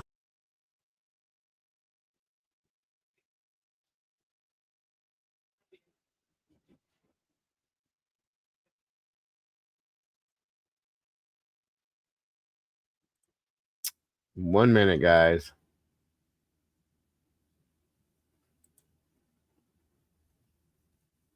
In the hushed atmosphere of Kentucky's Letcher County Courthouse, Sheriff. Good Lord. Come on.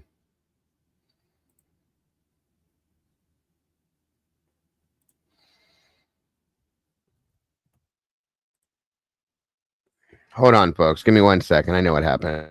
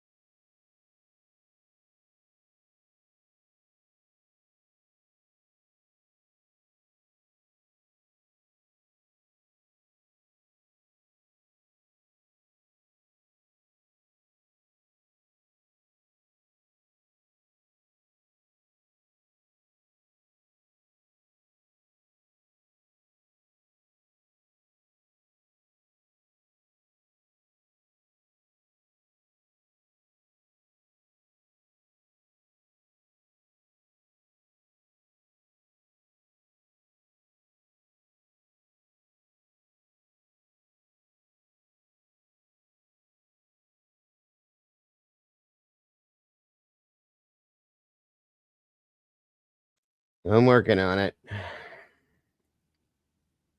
I don't know why this happens.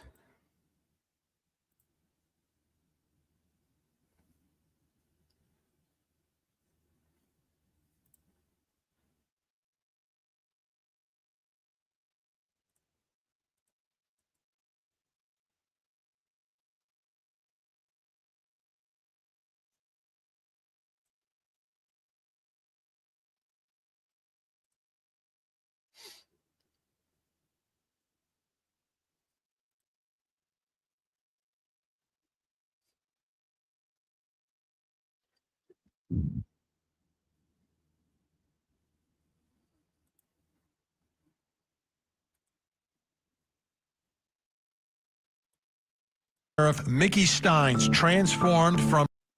Hang on. I'm getting there. I got to figure out which one it is. It bounces it around to ridiculous.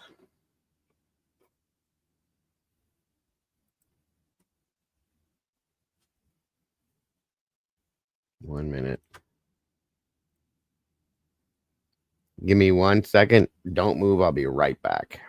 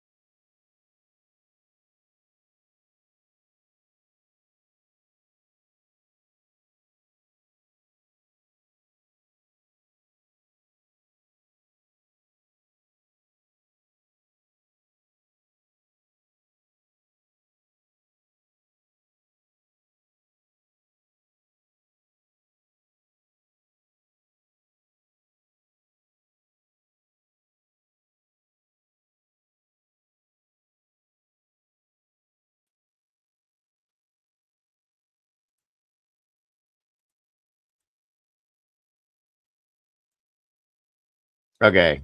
I hope you guys can hear me. I'm here. I'm just having some technical issues, folks. Can you hear me? Let me know if you can hear me, okay? Please and thank you. Um, 1 minute. Can you hear me okay? I hope. Yes, okay, good. I don't know, having some weird technical bullshit going on. My apologies. Okay. Hold on here. There was 2 of me. Well, 1 is bad enough. You don't need 2 of me. There's a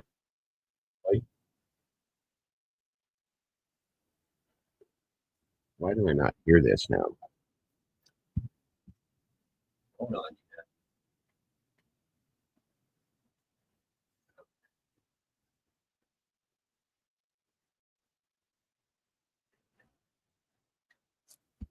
All right. Let's see. Hey, Sherry.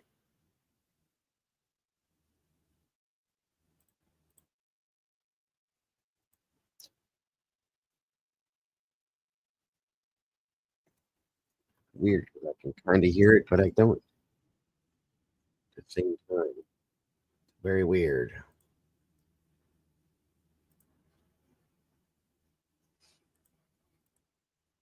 All right.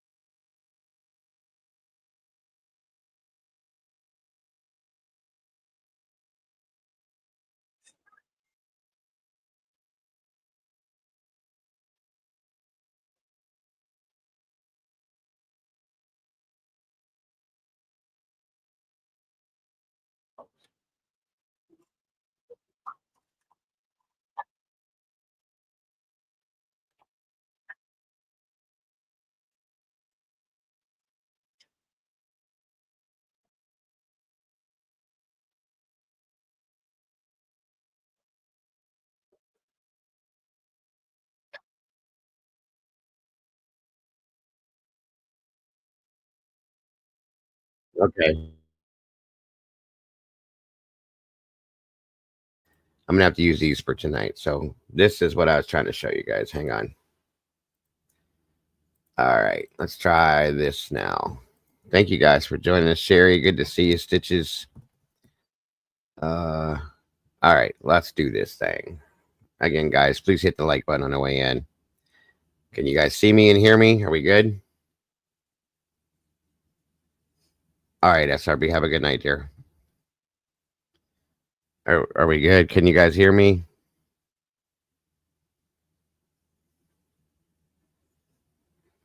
If you can, give me a thumbs up and I'll go forward.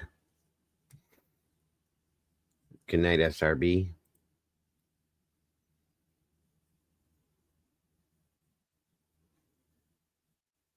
Okay, let's go. Good stuff.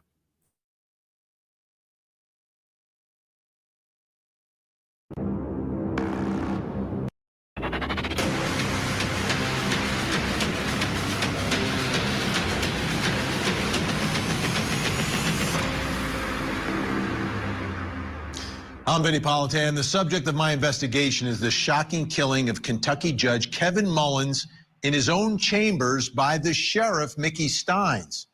A shooting caught 100% on video. Here's the story.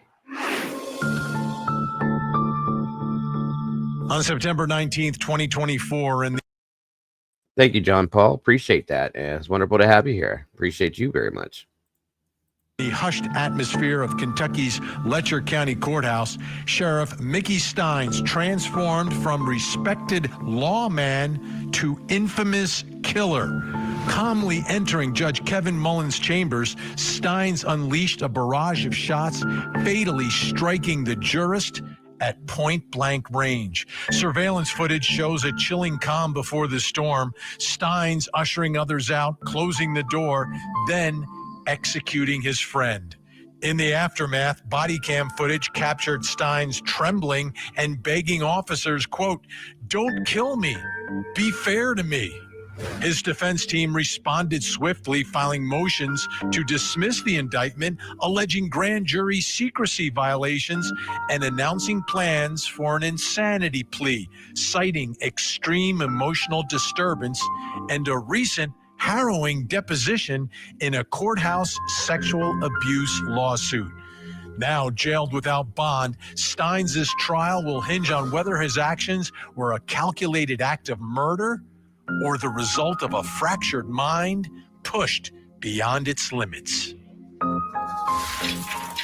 It's always been about the why in this case because everything's been captured on video, including the alleged crime itself, which is the shooting of Judge Kevin Mullins by the sheriff. It lasts like 29 seconds. I'm going to show it to you. No, Tandy, he never gave an actual reason. Not yet, at least. We all have our thoughts, but nothing has come out yet.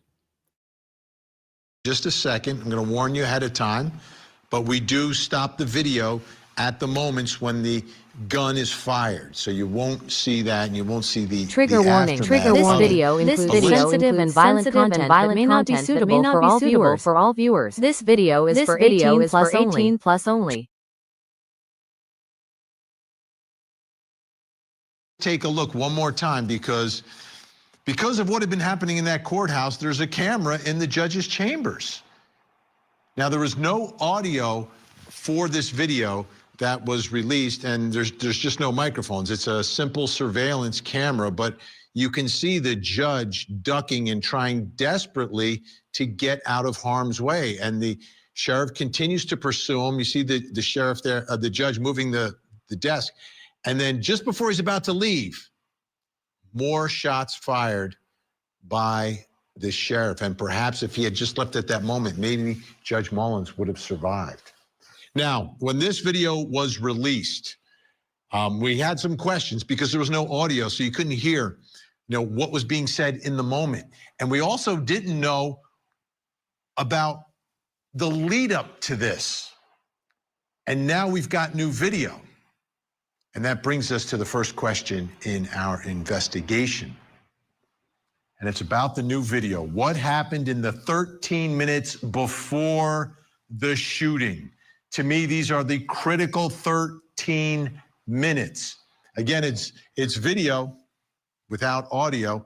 Here to help us go through all this and answer the question, Elizabeth Jones, host of Hillbilly Crime on YouTube, has been covering this story in depth.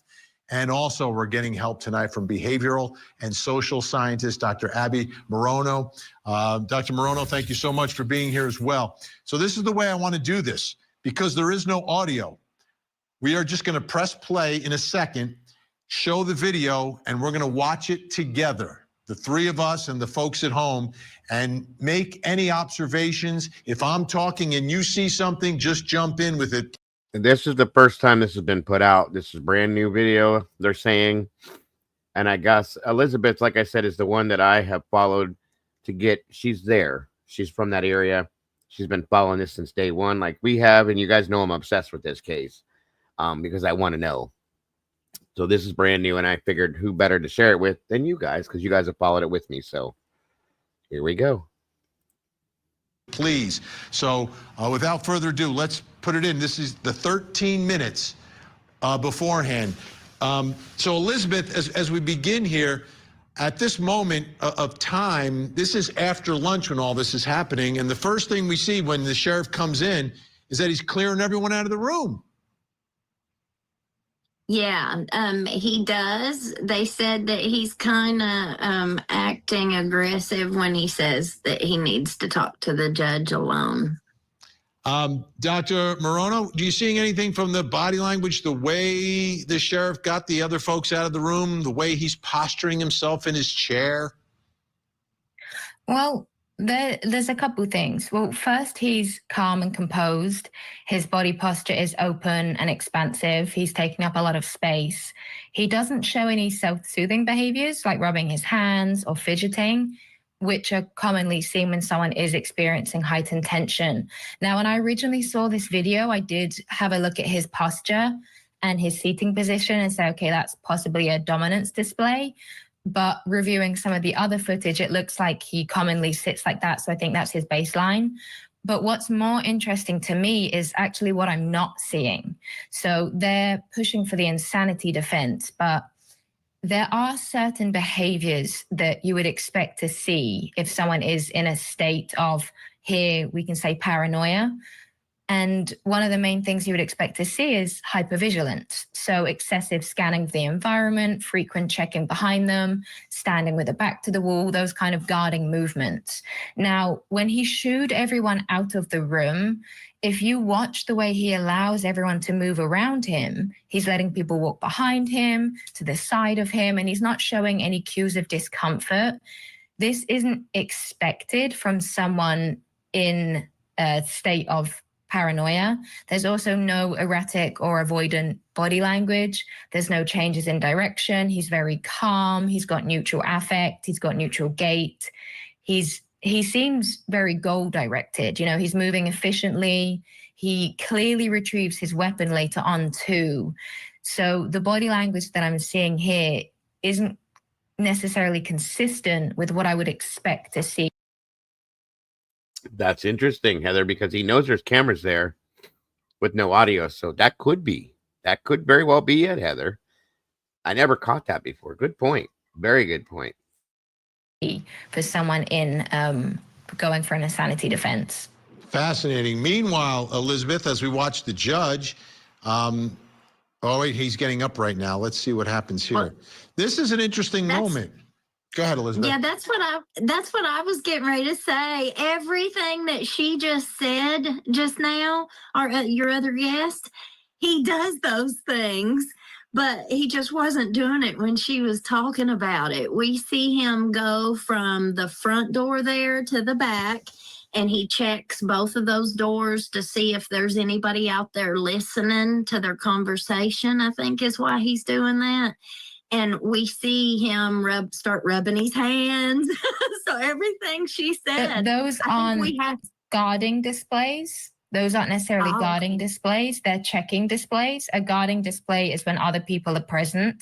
And when other people are present, typically that's when people are the most defensive. And that's what I'm not seeing. What'd you think, Doctor, of him going to the door, opening it, taking a peek out, and then sitting back down? Often when we have a pre-violence check, so when someone is about to commit a violent act, you see these moments of kind of cognitive overload and a decision moment. And to me, those are checking moments. So he has a plan in mind potentially, and then you check whether is this the time to move forward with my plans. That can be a checking moment. Now, like I said, there are behaviors that I would expect to see that I'm just not seeing. The rubbing of the hands. Now, I don't necessarily think that's a self-soothing because I'm not seeing other clusters of behaviors. So just seeing one behavior doesn't mean that it's necessarily a self-soothing display. It could just be a baseline. It could just be a comfort display. It's looking for clusters and looking for sequences. So what I would expect to see is one self-soothing behavior translate into another, or increase in intensity. And I'm not seeing those behaviors. Now, this doesn't mean that he isn't suffering from paranoia or is in a state of insanity. It just means that it's not typically what I would expect. The nonverbal signs of hypervigilance and guardedness are not present. And again, that guardedness is different. Yeah, we watched this actual video, you guys, a while back, but there was never the analyzation that they did on it. This is the new part. So for those of you that do remember this, we did watch this before. And I'm very interested for the analyzation they're giving to understand more of it. And that's why I wanted to check this out. To the checking behaviors. Now, the other thing is the conversation is continuing throughout all of this, Elizabeth, because we can see the judge speaking. The judge still at this moment looks relatively composed and calm. He's got his cigarette, he's got his coffee, and he's continuing to talk. Obviously, it would be fascinating to understand what they're exactly talking about in those moments. But the bottom line, at this point, everything still seems relatively calm. Well, something that I kind of noticed here is that Mickey, whenever we hear all of his paranoid talk, like after the shooting takes place, it made me wonder how much of that he was doing before the shooting happened. So one of the things that we hear the witnesses say, all of them said the same thing, that he just acted odd. Yeah, well, he just got up. He's disappeared out of the sight of the camera. I've never been in there. Do you know what is in the area where he is now, Elizabeth? Are you familiar? Yeah. What's back there? I am. So that's an office. That's the front of the office. When you go into the courthouse, you turn down a hallway and you go into the office. So that would be where his secretary would sit. Okay. And then there's a door there to the right, and that's the one that Mickey just went to. So he has went to that, that door, and then he goes to this back one, and then the smoking room is right back on the back side of this judge's chambers. It's there's 3 rooms just back to back to back. Okay, but although they do smoke in the chambers also, and we've seen folks smoking, so I guess that's an additional smoking room. Doctor, what did you think of that little moment when he went to the back and then went back to the front and kept that door open for a little bit? Well, it's difficult to say without seeing what he was doing. But it looked like there was a conversation happening when he was opening the door. So it's possible he was talking about moving locations. But the judge didn't seem to be responsive. He didn't seem to be fazed. So my guess would be that the conversation was very calm. There didn't seem to be any aggression. And here what's interesting is we have what's called excitation transfer and emotional contagion, where if one person starts to become aggressive, you can see it in the reflection of the other person's behavior. And here you just don't see any defense really in the judge. He's leaning in for the first time now, though. He's leaning in on the desk. It looks like the nature of the conversation is changing as he physically gets closer to the judge here.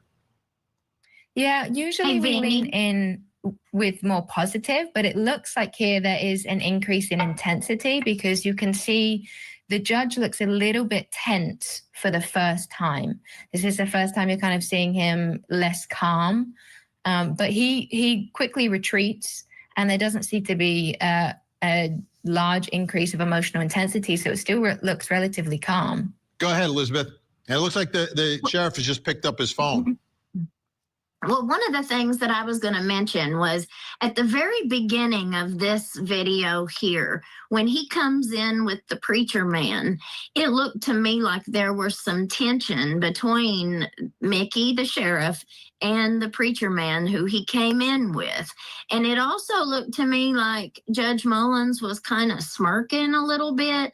And that was kind of what I meant earlier when I said, I wonder if Mickey was talking this way earlier in the day, because it seemed to me like they were just kind of rolling their eyes at him, you know, and it just made me wonder if Mickey came in there talking kind of crazy talking, you know, paranoid, and everybody was just kind of rolling their eyes like, what are you talking about? You know what I mean? Yeah.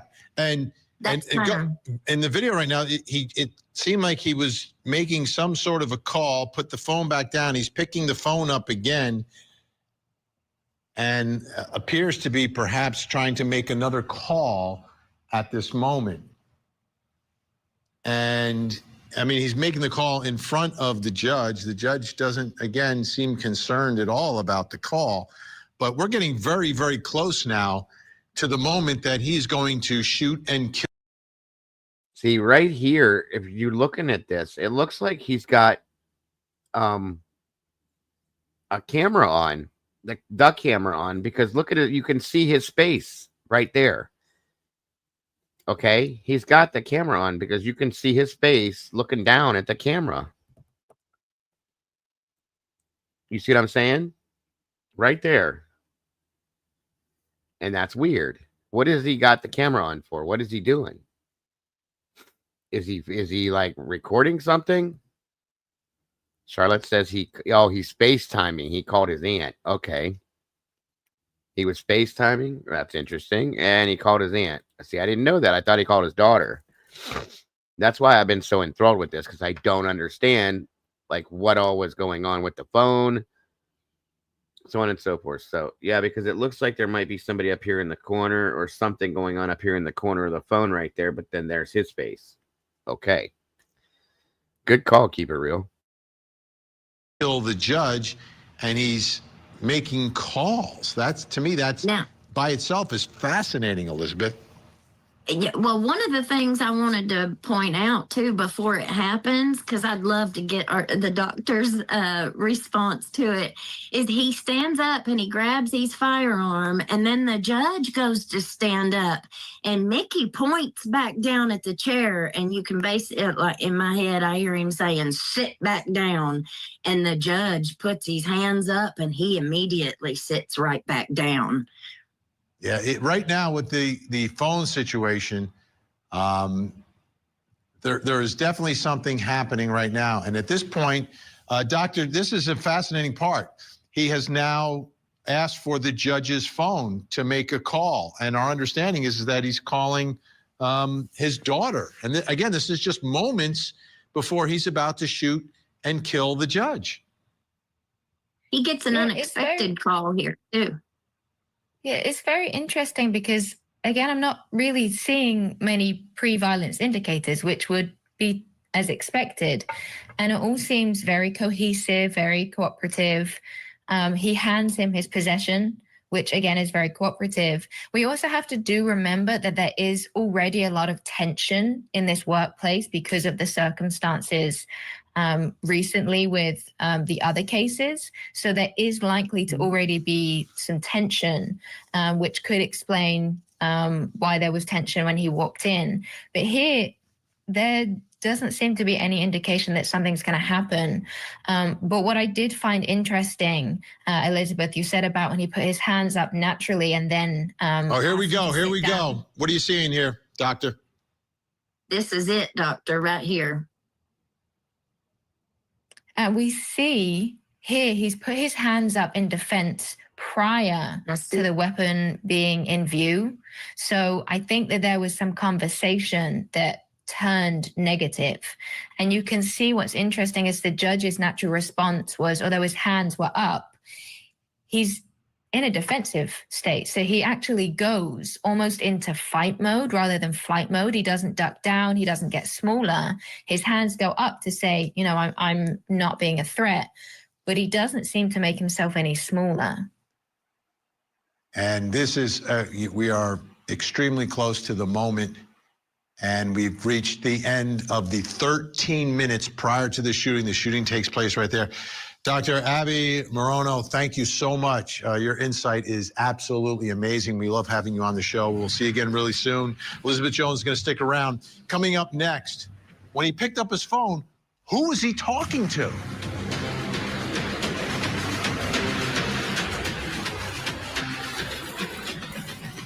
Matriarch of the Adelson family gets arrested. Donna Adelson's face. He seemed off. He didn't seem like himself. They know the sheriff. They know the way he normally acts, and he wasn't acting that way. Now, there was a moment in those 13 minutes that I want to zoom in. All right, hang on here. I agree, keep it real. I mean, it came out that day that something, yeah, definitely. And Phil is in the house tonight. Just gifted 10 memberships. Holy moly Moses. I don't see right now who got him, Phil, but thank you so very much. God bless. That's amazing. I really appreciate that. We really appreciate that. We got 10 new meatballs. So give me 1 second, guys. Bear with me. I want to check this out real quick. Well, Phil is... See what we got here. Hold on. Let me try something here. 1 minute. The stupid thing is doing this again. Come on. Come on. That's amazing, Phil. Thank you so much. Hang on. Let me bring this up. 1 second. Dag Burn, Johnny Gobble is in the house tonight. Welcome, Miss Diane. Good to see you, dear. Thank you for joining us. I hope you had an okay night last night. We missed you the rest of the night. Hold on, guys. Excuse me. Trying to get up in here and see. All right. It looks to me like Miss Sherry received a new membership. Simply Solo. Elizabeth Wagner, Bobby Old Dude, got me stumped. Tracy with an E, Becky Schreider, The Last 24, Murky Piglet, and Combat Vet 49. Congrats, you guys. Thank you so much, Phil. That was so very generous of you. God bless. Very much appreciated, Phil. Wow, that's amazing. Congrats. Welcome to the sauce, meatballs. Very, very much appreciated. Much love, Phil. Thank you so much for that. Really appreciate it. Very amazing. 10 new meatballs, guys. You can't go wrong there. And welcome, Miss Diane. Good to see you tonight as well. Oh, no. What are you doing, Phil? 10 more? Oh, boy. Yep. We got 10 more rolling. Good Lord have mercy, Phil. I see you, Molly. Molly. Can you hear me? It looks like Brown Eyes got one. Miss Pebbles got one. Red Riding Hood got one. Lady Bob received another one. Amanda Wallace, Miss Tammy, and Sassy Italian too. 10 more. We got 20 new meatballs. Wow, Phil. That is insanely amazing. Thank you so much. So very generous and so very much appreciated, Phil. God bless. I love it. Molly. Love you, dear. Been looking for you. I hope you're okay. Appreciate you very much. And Phil, thank you so much for that. That's beyond amazing. Everyone gets a membership for real. That's crazy. 20 new meatballs in the sauce. Awesome. Oh, well, SRB and Miss Alicia just got the new pot, they said. So that's awesome. God bless. Thank you so much, Phil. Jeez. Oh, really now, Molly? Okay. Don't forget that, guys. You're lucky you came in here, Molly. I should have known that. July 11th. Nemes, good to see you. Happy birthday, Molly. And we will come back to that right after this video, folks. Phil, thank you so much. God bless. I appreciate that more than you know. Oh, I don't remember anything, Molly. You know that. July 11th. Happy birthday. And we will definitely be celebrating that here in a minute. Karen Els, I haven't seen. No, Phenomena. I haven't seen for a while. All right, let's see what we got. Go left, go. In on right now, and it's when he makes his first call, and as we looked at it and zoomed in, we realized this was actually a video chat. 3 minutes and 45 seconds before the shooting, it begins, and he calls someone, and in looking at the video, you can see that there is someone else's face on the other side. It's not the sheriff looking at himself. There's actually someone on this either FaceTime or video chat. And it lasts about 20 seconds or so. But again, 3 minutes before the shooting, he is engaging in a video chat with someone, which brings us to the next question in our investigation. Who was he talking to? That person's going to know what he was saying. And again, this is just minutes before all this is happening. Is what he's saying making sense? How important is all of this?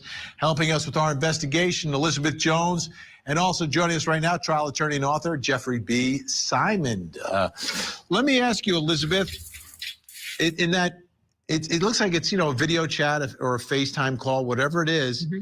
There's someone on that other side. And it seems like they're having a quick conversation. Do we know who it is? We do. So that's his aunt. That is the aunt who he had stayed with. I think he just stayed there the night before the shooting, but that was his aunt. Okay, so Jeffrey, let's take this now and put it into a courtroom.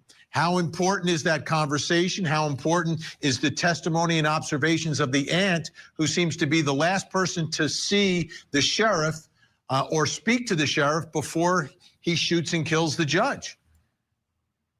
Depends on whether you are the prosecution or the defense.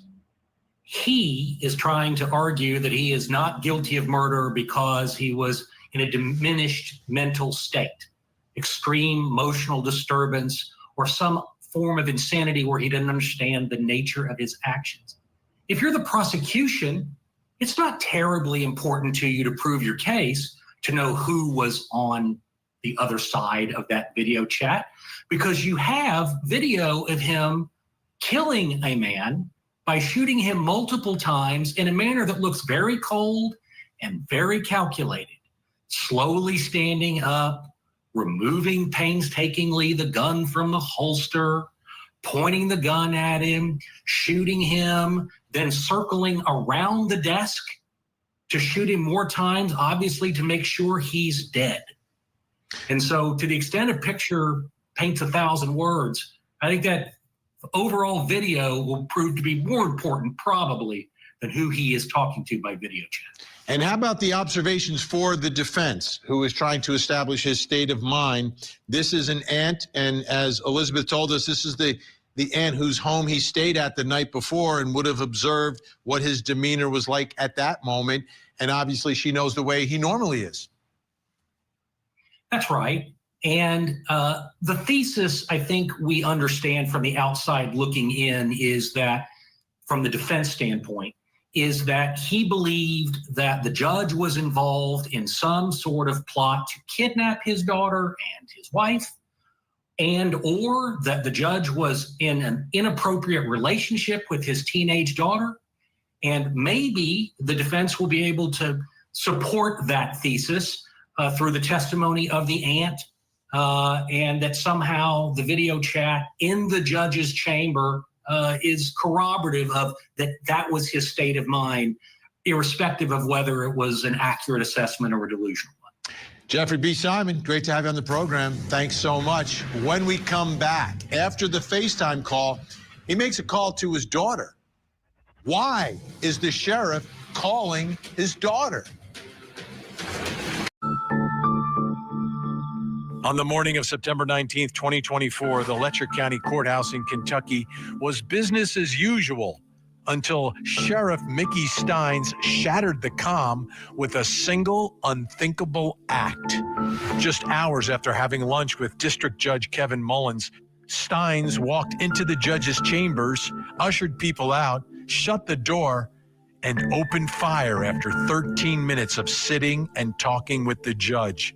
Mullins was shot multiple times, collapsing behind his desk.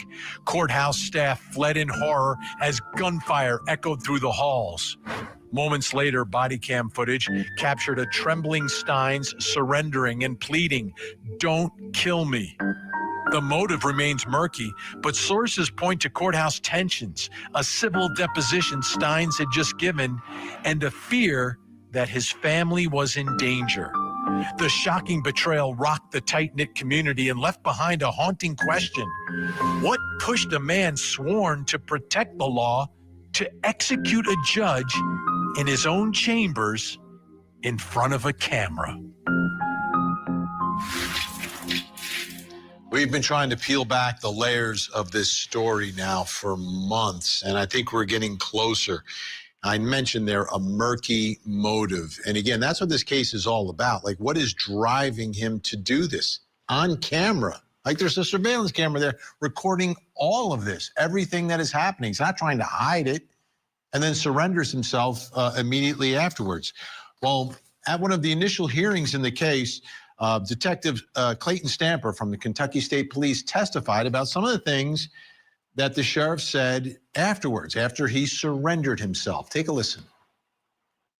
I wasn't present, but when he was taken into custody, I was told by one of the other officers that were there that he made the comment, "They're trying to kidnap my wife and kid." I was told that Sheriff Steins had tried to call his daughter, and he had tried to call his daughter from the judge's phone also. And we saw that in the 13-minute video where he makes a call from his phone, then gets the judge to hand him his phone, and then he makes another call, which brings us to the next question in our investigation. Why is the sheriff calling his daughter? Again, this is just moments before the shooting. Why? Here to help answer that question, Elizabeth Jones, also joining us, forensic psychiatrist, trial expert witness, author, and columnist, Dr. Carol Lieberman. Great to have you both here. Let's roll the video so we can take a look at this moment because it's significant. This is after the FaceTime. Now he's got his phone first and tries to call his daughter. Then he gets the phone from the judge, and the judge just hands him his phone, and then he opens it up. He's got to get, I guess, the code to open it up. He apparently does that, or is attempting to do that, and now has to call his daughter, and I guess he's got her number in his phone. So like all of us, we don't have anyone's phone number memorized anymore because we just press one button. So he's copying the number and now calling his daughter. As we continue to watch this, Elizabeth, we don't believe that he made contact, do we? Because he does hold the phone up to his ear. Do we know if he made contact? I don't know if he made contact with his daughter or not. The only one that I know that he talked to was his aunt. But, you know, watching this video, it looks like he's talking to somebody unless he's talking to the judge. Right, right. So in light of everything that we're learning here, the concern about the kidnapping, and then this is just moments before the shooting, Dr. Carol Lieberman, why do you believe he would be calling his daughter from his phone and then from the judge's phone? Well, you know, first of all, nobody really wants to say because you don't want to say something bad about the dead, and you don't want to. Judge could have been doing something inappropriate with the sheriff's daughter. But in that video that you played, if you go on a little further, the attorney who was asking the question said, do you intend to obtain records from the daughter's cell phone? And Clayton said, possibly, yes. And then the attorney said, could, and he said, could be. He said, did you intend to, or did you just respond to my question? So in other words, and so then Clayton says should be on the judge's phone too. She's statements of what occurred during those conversations. So it's interesting that an investigator for this case wasn't planning necessarily to look at the daughter's phone or to investigate what those calls were all about. So there's some mystery about that. In addition to that, what else could he? So he could be calling his daughter to find out, to ask her about if there's anything that happened with the judge. Clearly what set him off was his deposition, because he was being sued because one of his deputies was involved in a sextortion plot. But also, what's going to be really important is if his daughter answered the phone when he called from Mullins' phone, how she answered the phone and what she said could be a huge thing in this right now. If she answered the phone and said, "Hey, babe," or "Hey, hon," or was talking in a certain type of way that would not be normal to be answering, that could mean everything in this situation, in my opinion. Just saying. Where he was, where the events were happening in the judge's office. So, and he had a panic attack during the deposition, and it was after that he wasn't sleeping. And so he. Yeah, that's very true. Charlotte's right. He was very, very highly regarded in that county, guys. Everybody supported him in this situation. I've even seen statements that people were making that were not necessarily very nice. Mullins deserved it. Mickey's a good guy. Mickey this, Mickey that, in support of him and talking down about Mullins in some ways. So there's that too to understand. I think his daughter's 17, Sherry. I think. Don't quote me, but I'm pretty sure that was right. So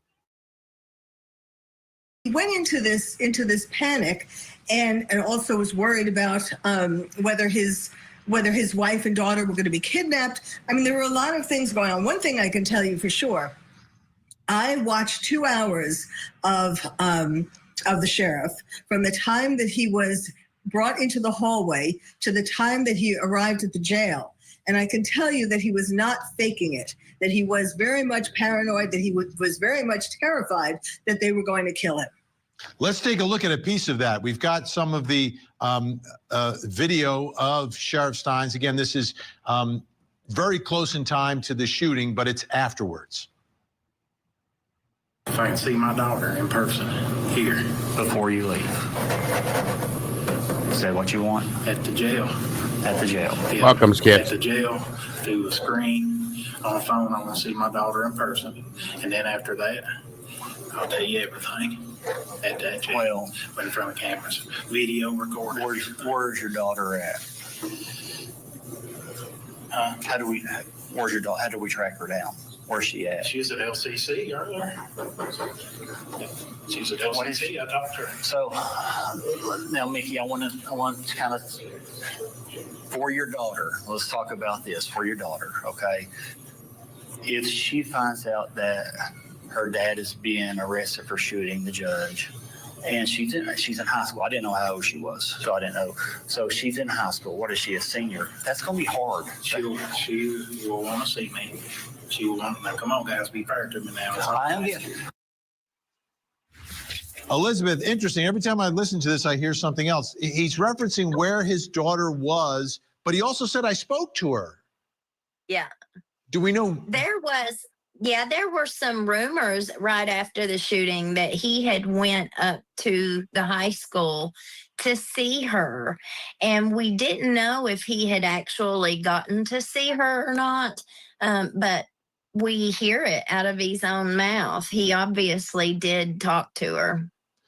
And Dr. Carol Lieberman, when we get to a trial here, what it may ultimately be about is, and it will be about his state of mind, but whether or not he believes in his mind that his wife and daughter are in danger because of the judge. Yes, and because people he might have had to say or thinks that he will have to say at the depositions, things that people in the courthouse, including the judge, wouldn't want him to say. So that's why I think he thinks that he's, that good point, he's Bob. being threatened. And what have we learned, Elizabeth, about his daughter and her state of, she's young, right? She was in high school at the time. I feel so bad for this family. But, you know, they're in the middle of all of this. It seems that. This case is Sean Mickey Steins is the sheriff in this county in Kentucky, and Kevin Mullins. I don't, you didn't catch the video with skits. It'll probably show it again, but Mickey Steins killed the judge in his chambers in cold blood on camera. And so we're catching up on what's newer with it right now. It's definitely a wild case, skits. I've been following since the beginning, and anytime there's an update, I try to share it as often as I can. So, Annie, good to see you tonight, Annie, by the way. Midnight could be, but that would make me happy not knowing Dad is using her phone. I bet an endearment or when and where for a date. That's a good point, Annie. Good point. You know, what's motivating the sheriff is something about his family. What was the status of the family? And it appears in court that they're obviously supporting him and stand behind him in all of this. Well, some people are not going to like what I have to say, but Mickey, from what I've found out, you know, Mickey's image was really important to him. A lot of people saw him as a family man, you know, just salt of the earth. But I ended up finding out that he had an affair with a lady for about 7 or 8 years. And I've spoken with several other people that said that Mickey was really good about making people feel sorry for him. He could do the poor, poor, pitiful me thing really well. And I don't think he was as much of a family man as a lot of us wanted to believe. That's interesting, people coming forward and telling you that. Obviously, Court TV, we have not independently verified any of that, but that could play a huge role if people are coming forward and saying things like that when it comes to the state of mind of the sheriff himself. And Carol, Dr. Carol Lieberman, exactly, Molly. one more time, your observations of the sheriff, which are so important here. In the immediate aftermath of all of this, you are seeing someone who is legitimately in an altered state of paranoia. Yes, I mean, for as long as I was watching it, I watched the whole video, and it was a little over 2 hours. And for the whole length of the time, there was not one time when it seemed like this was inauthentic. And in so many different ways. He didn't want to go into the room. They wanted to interrogate him in the room near where he was sitting. He wouldn't go into the room because he thought he'd be killed they would kill him if he went into that room. Similarly, he was asking about the body cameras. I hope you have your body cameras on, because he wanted to make sure, he was worried they would kill him there. But if they had their body cameras on, he'd be a little safer, perhaps, he thought. All the way to the jail, he was saying the same thing. I know you're going to kill me. I know. And it was. When they were walking him to the Sally port, he was extra paranoid, looking around corners and stopping and wait a minute, thinking somebody was going to jump out and shoot him. They get to the Sally port where they're about to transport him to the jail that they're taking him to in the car. As he gets down to go out into the garage, they're like, no, wait, who's in the car? Who's in the car? They're going to kill me. They're going to kill me. I know they're in the car waiting for me. The whole time, it was just nonstop paranoia. It was very sad to watch, okay, because it's not, you can tell it's not his norm. Obviously, the guy's the sheriff, so he can't be that way and be the sheriff, okay? It's very, like, telling and scary. And it made me question, like, why does he think this? Why does he think this as the person that he is? Like, does he seen things like this happen? Does he know that things like this have happened in the past or something? You know, that's what I'm saying. You know, it not right, Molly. It tells you that he knows something. Something's not right. He didn't even trust the people the one guy that's talking to him has known him his whole life. You don't trust him, guys. And that is a scary feeling. Like, he feels like he has nobody. He's not it's the whole thing. It's crazy. If if I'm able to, I'll go back and show you where if they don't show it here. It's kind of crazy. Midnight judge probably filed her as Tommy or something like. Yeah, good point, Annie. The paranoia is very bad, but again, guys, he hadn't slept for days. They said so. It's interesting. It wasn't so much. It wasn't like you're going to kill me because you know I killed the sheriff. I mean the judge, and so I'm going to get a death sentence. It wasn't that. It was that they were going to be killing him for some other reason, perhaps related to the deposition, perhaps something else. And, you know, he and his wife had a fight the night before he killed the judge. That's how I took it. Or allegedly, or well, we saw it. The night before he killed the judge, he had a fight with his wife, which is presumably why he was with. A lot of moving parts to all this. By the way, Dr. Carol Lieberman, you better stand by the phone. You may be getting a call from the defense team tonight after that analysis, and you may be flying to Kentucky to testify. Thank you so much, Dr. Carol Lieberman. Elizabeth Jones is going to stick with us. Still to come. Who are the other people in the judge's chambers?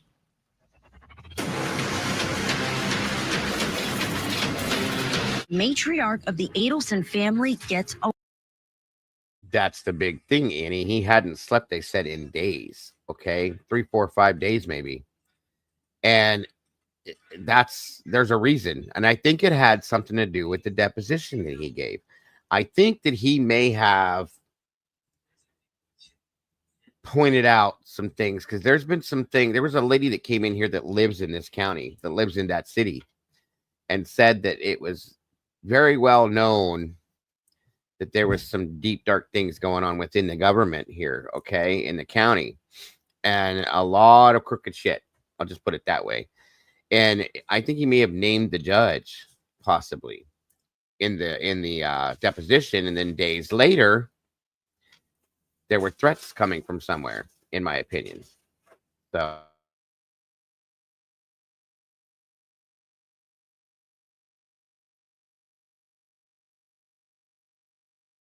And I think there was a lot of interest by big time people who populated the judge's chambers for whatever reason about what Mickey might say in those depositions.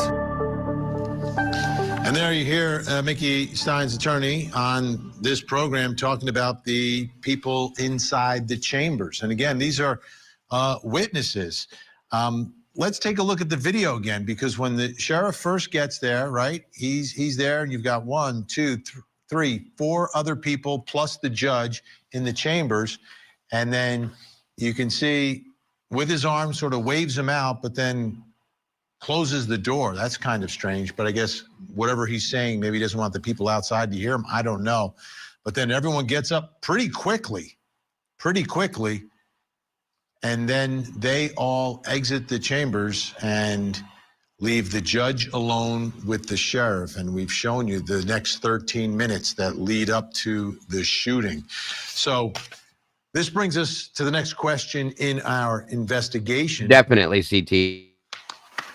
Who are the other people in the judge's chambers? I mean, these are important people. These are folks who are witnesses to the final moments of Judge Mullins' life. Still here helping us with our investigation is Elizabeth Jones, and joining us, Ann Bremner, trial attorney, fellow of the American College of Trial Lawyers. Great to see you, Ann. Great to see you, Vinny. The 3 of the people we have interviews with, police interviews. I want to play short clips from 3 of the people that were inside the chambers. Can I get your name and address? Christy. With a K or C? K-R-I-S-T. What's your last name, Christy?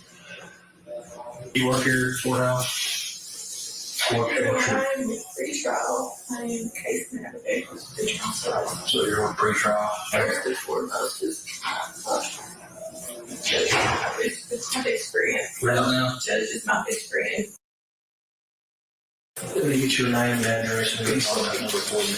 Tell me. From what I can tell, man, every time I come up here, Oh, no, Skits. The judge and him were very good friends for a long time. They knew each other very well. And something changed somewhere. get him into his office. Y'all must be pretty tight.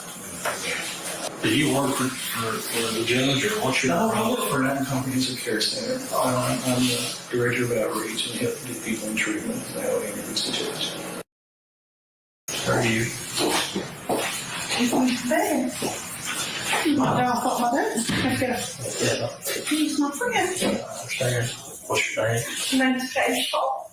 What is your, I guess, affiliation with being at the courthouse? I work for Goodwill Industries of Kentucky, and I do a jail program for reentry. Okay. Give them increased years ones that give me people that are good candidates for my program.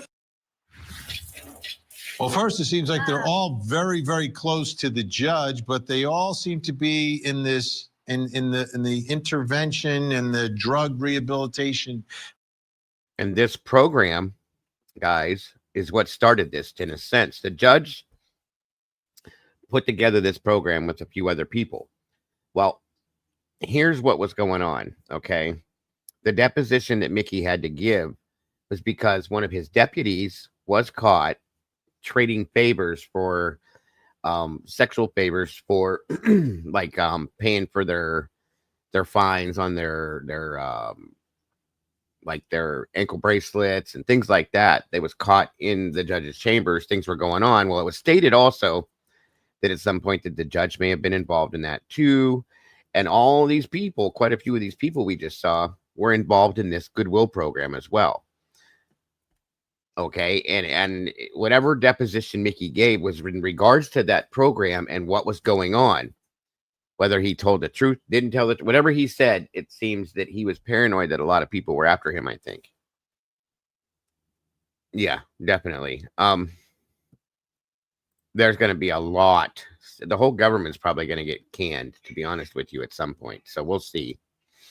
I'm following this all the way to the end of the trial, by the way, guys. I'm very curious. Business. Let me ask you, Elizabeth, what is there?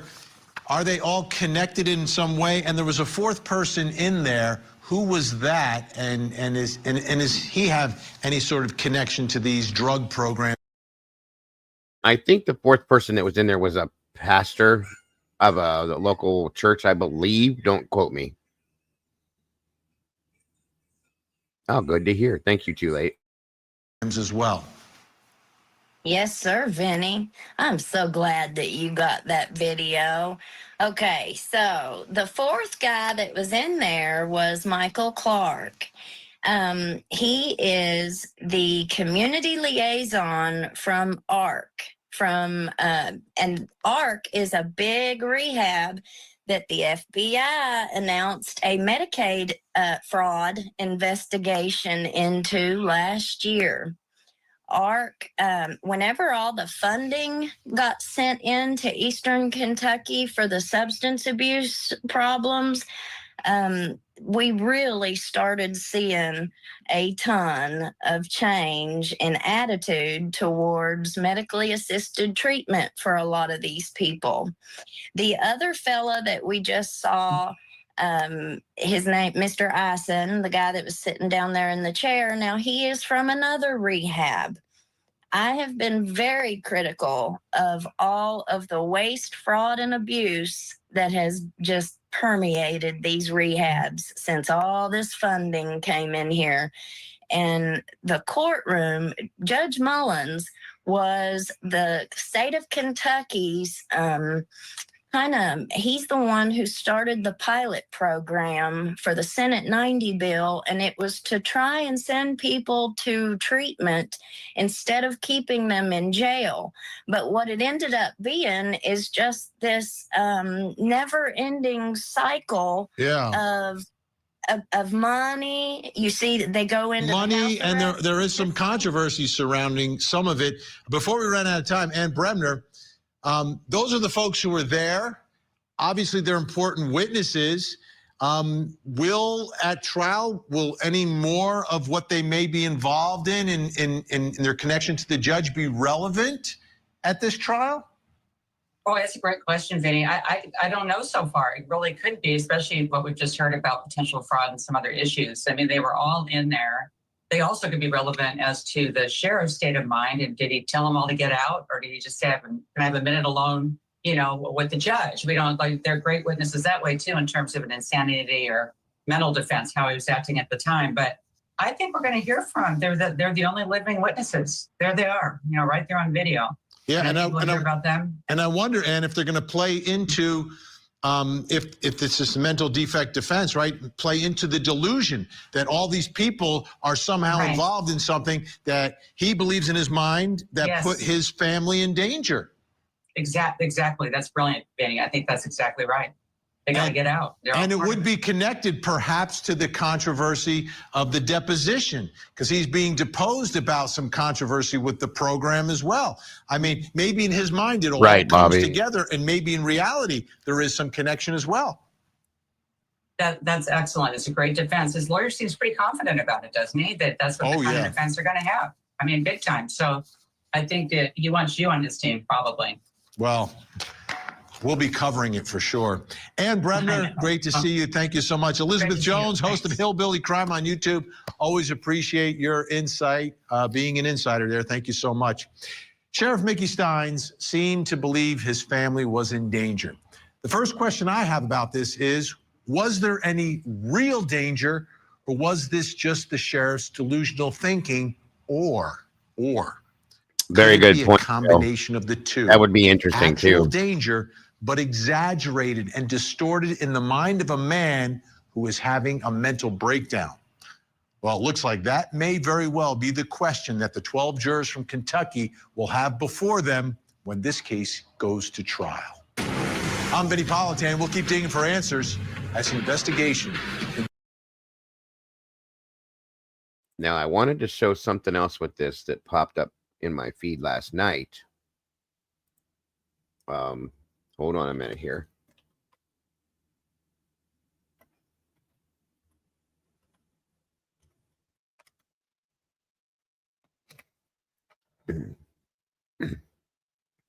Though I don't think they can force the wife to testify because they're married. But the daughter, like Bill said, absolutely. It would depend. Hang on here.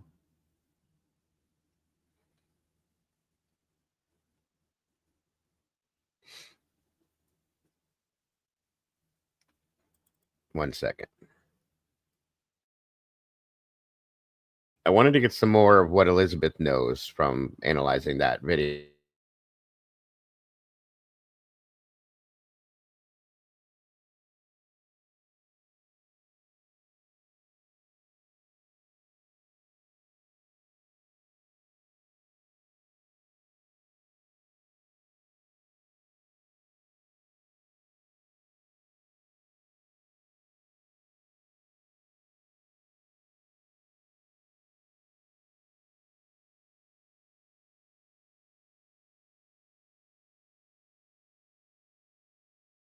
All right, so I want to show you the rest of this that came from, one second here.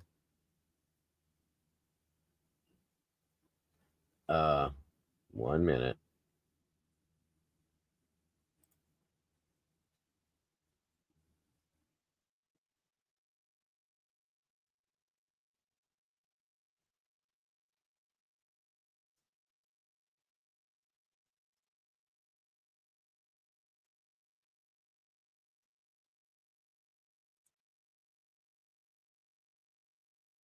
Okay, so there's some more of this here. Hang on.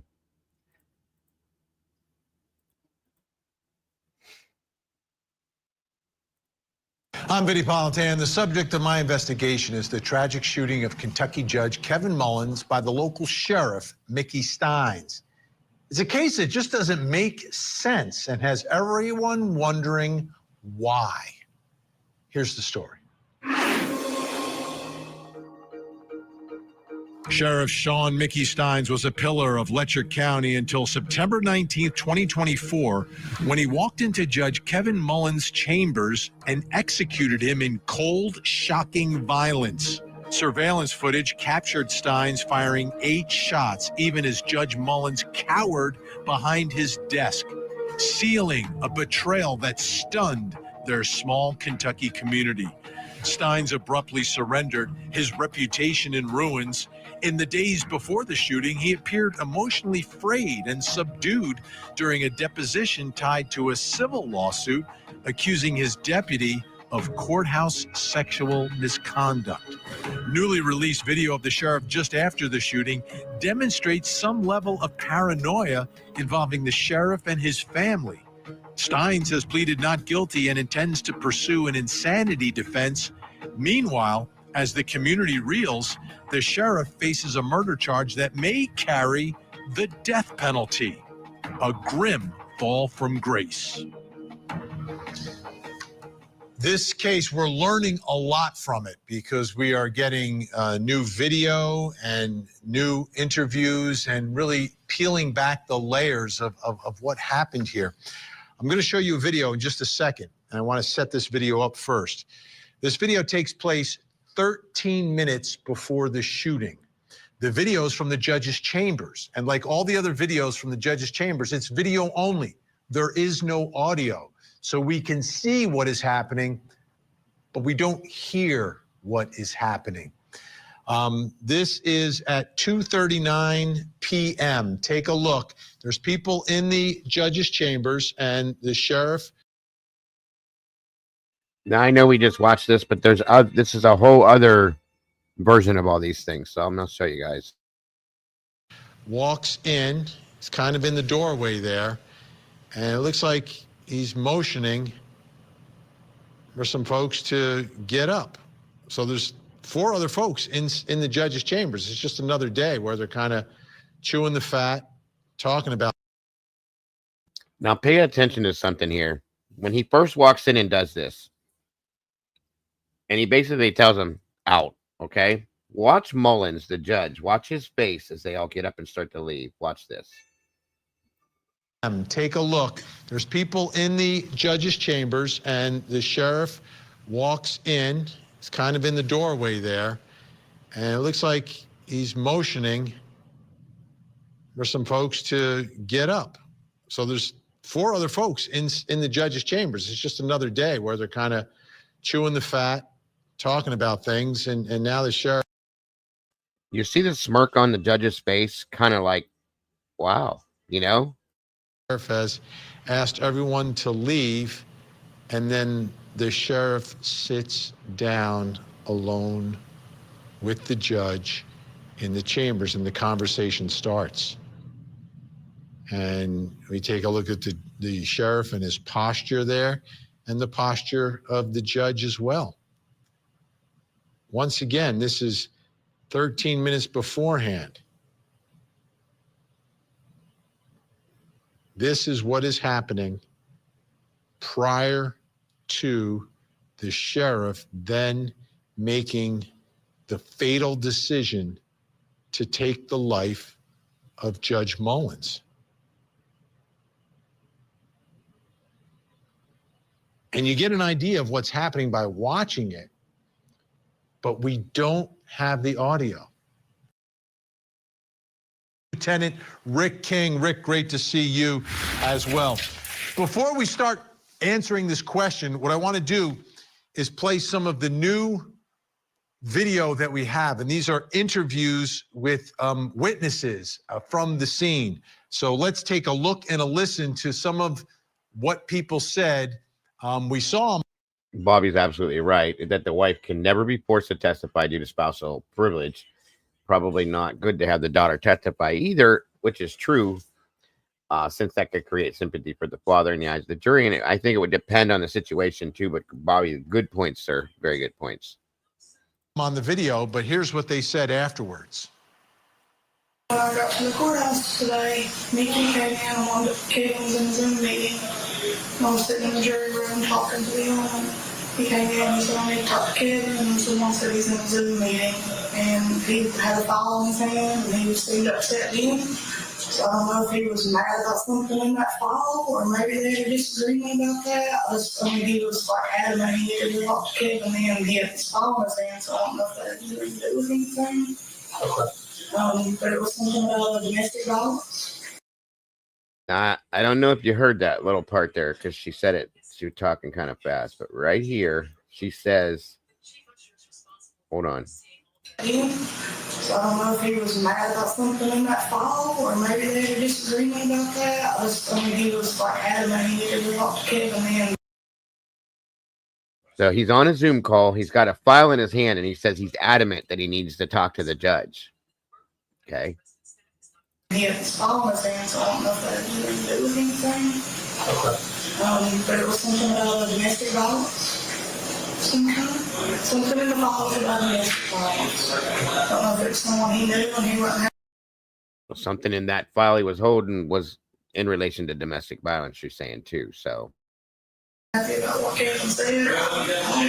We all went to lunch together today. Mickey and Kevin, Christy and Tim, and Michael Clark. We had a street fight, and Mickey acted really strange today. I've been around him a lot. He's always a real funny cup, easy-going guy, and he acted strange at lunch. And I don't know if this matters, but I'm going to tell you anyway, because it's odd to me. He leaned back in his chair at lunch, and they were talking about re-election. He said, I'll never make it to the next election. Thought that was odd when he said it. Didn't really know what he meant by that. And he was, leaning back, his gun was right in front, and Michael Clark looked over and he said, it's an awful big gun you got there. He said, yeah. He said, these are hot. And he said, oh, I don't know. He said, it looks like you followed the numbers off of it, which was odd. But now I'm kind of wondering if it was in fact a gun that had the numbers off. They just sat down, we were talking, and Mickey walked in, and he just had a weird look on his face, like he was just, he just looked odd. I thought he looked odd, maybe because I know it's normal, his normal action. Oh, he just acted odd all day today. And he walked in, and they were really hateful voices. We all need to get out of here. I need to talk to Kevin and private. And we all just kind of looked at each other because it's Kevin's office, so it was odd to me that he was telling people to get out of Kevin's office. He seemed odd. He just seemed off. Like, what do you normally say? I don't know. There's just something, this didn't seem right. There's something on my mind. He wasn't present, if that makes sense. This was something was just off. It was odd, he had his gun on him, and Michael had a comment about something they're giving a hard time about his gun being small, and then there's a piece of paper that was taped to Dotson's office. He's like, I want you to get that paper. He's like, no.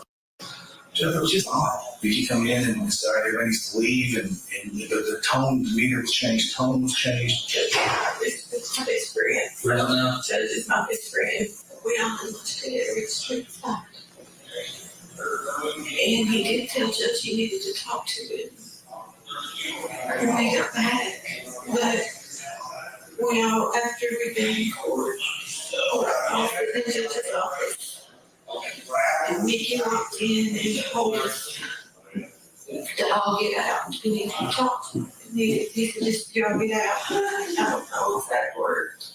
But it was odd the way he did it. It wasn't normal Mickey. But I was saying, big buddies. I mean, we all tick and bicker at each other all the time, but it's like fun.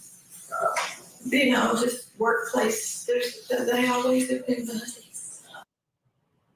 Unbelievable. Let's bring back in our guest. Elizabeth Jones, what are your thoughts here, hearing from some of the witnesses, the folks who were in the judge's chambers 13 minutes before all this happened, called out by Sheriff Mickey Steins? Well, thank you for having me, Vinny. I really think that we are watching Mickey confront the judge for something. We still don't know exactly what that confrontation was about. But now I've heard rumors of, well, I don't know if it's rumors or not, but I've heard people give me their account of what happened at lunch that day. And that witness telling about the numbers being filed off of that weapon, kind of falls right in line with what I was told happened at that lunch that day. Okay, you can't leave us hanging there, Elizabeth. What do the numbers filed off of the weapon have to do with the discussion at lunch? Well, what I was told was that one of the court security officers that had went to lunch with them that day, that they were all kind of just, people seemed to be awful confused. But I was told that Mickey, now, I haven't confirmed it. I've not seen no video of it. But what I was told was that Mickey disarmed one of his court security officers and that he took his gun and looked at it and made the comments about how dirty it was. And then he pulled his out and made the comments about how dirty his was. And that whenever he went to hand it back to his court security officer, the court security officer caught it and said, "That's not my gun. You've got my gun. You need to give it back," you know. And so that's what I was told happened at lunch. But like I said, I haven't confirmed that. That's right. We haven't had the trial yet. I mean, that's the stuff that's got to come out at trial if it's true. Yeah. Rick King, what do you think of what we saw in the video and what the witnesses said about what they observed about Sheriff Mickey Steins? It seemed like he was calling everyone to get out of there. But first of all, what I really thought was as he called people to get out, first he closed the door and then he told them to get out. Usually you would open the door and tell them to get out, but he closed it. So and not being able to hear and the tone that he used and what he said, that makes a difference to me. And what I captured from all of that was everybody said, and I wrote it down, he was odd, not normal. It was odd. Something was odd about Mickey that day. And his behavior as he sits here and how he, and people have said it, I guess there appears to be some sort of confrontation. However, we just don't know what it is or what that confrontation meant or what Mickey was going through at that particular time. You know, what's interesting, as we watch the sheriff initially sit down there, the judge, his demeanor doesn't change. No. So it doesn't seem from tone or anything else that it impacts the judge. The judge looks like he's literally holding court, right? He's got the cigarette going. He's talking to everybody. They're all on the other side. And then watch, Mickey is calling everybody out. He closed the door, as you said, which is really unusual, unless there's more people outside that he doesn't want them to hear what's happening. But as they leave, watch the judge. The judge is seemingly cool as a cucumber here. Like, it doesn't seem like there's any panic from him as well, which is interesting. Okay, Elizabeth Jones, Rick King staying with us. Coming up next, we're going to try to answer the question that Rick King brought up. Why was the sheriff a little off? Things were weird today. This morning, I don't even know actually who else involved, honestly, but this morning, Mickey came over and he talked about Judge that didn't need to go, whatever. He just seemed a little off. But he was just like walking back and forth, walking around. Matriarch of the Adelson family gets arrested. Terrible. Donna Adelson is facing charges of murder, the death of her former. As fast as I could, I came to this building and locked myself in. Honestly, at first I thought something fell over, but then it continued. Like, I heard the very first one, the first two were like right back to back. With that first one, I thought something had failed, but then I immediately heard the second one and I ran. In this case, we have almost everything. Almost everything is captured. Witnesses like that who hear the gunshots. We've got eyewitnesses who are in the judge's chambers 13 minutes before the shooting. Then it is just the judge and the sheriff. Exactly, and Bill. That is on video as well. We've seen the shooting already. What we don't have is the audio of those moments just before. And that may be what the case is entirely about, trying to uncover what's going on in the sheriff's mind. What is he saying? What is he doing? Let's take a listen. It sounds like it could have possibly been that skits. It does. To another witness talk about those moments just before. Things were weird today. This morning, And I actually do offer involved, honestly, but this morning, Mickey came over, they didn't talk about Judge with an EPO, whatever, he just seemed a little off. He's wanting to get the judge to sign the EPO. Or no, somebody was coming to draw it for him, and he needed to ask questions about the British Captain. But it was just like walking back and forth, walking around. He came back from lunch. Absolutely. The thing I thought was odd was whenever he came back, he had his cut on his side. The sheriff did? It's just been normal clothes today. So I didn't even know if he was working, honestly. And then, not because he didn't have it when he was first there. But then he came back with it. A lot of similar observations about the demeanor of the sheriff there. She's talking about the gun as well. But that brings us to the next question in our investigation, which is, why was the sheriff, quote, a little off? People were observing this. Helping us with our investigation, Elizabeth Jones. She's on the phone. And Rick King. Let's take a listen. I want you to listen to this, Rick, because this is really significant. Jeremy Bartley, the attorney for the sheriff, spoke to us on our program. We did an entire hour with him. Take a listen to what he said. Just a few days prior was this deposition. And I think in the week prior to and the week of the deposition, lots of people noticed that Mickey had become more increasingly paranoid, that he became sleepless, had gone nights without sleep. Thank you, Skid. And there was an overwhelming amount of pressure on him, some internal, but we believe there were external pressures as well. And I think there was a lot of interest by those people who populated the judge's chambers for whatever reason about what Mickey might say in those depositions.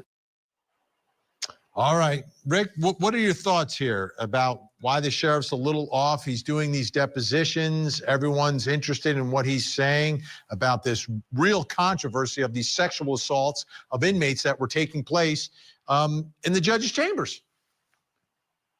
I mean, you can only speculate what Mickey might have been feeling as a result of all these allegations against his deputies and possibly other people who we really don't know at this point.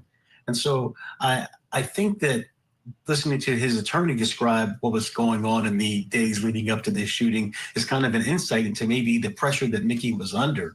And I think that it's possible that, you know, those whatever questions he couldn't answer or didn't want to answer, was being pressured not to answer, were building up on him. To describe him as sleepless and he's being odd and he's pacing. And I also wonder, because on one of your previous shows, Vinny, I watched where when he left the judge's chambers the first time, everybody went left and he went right toward the sheriff's office. I think Elizabeth shared with us.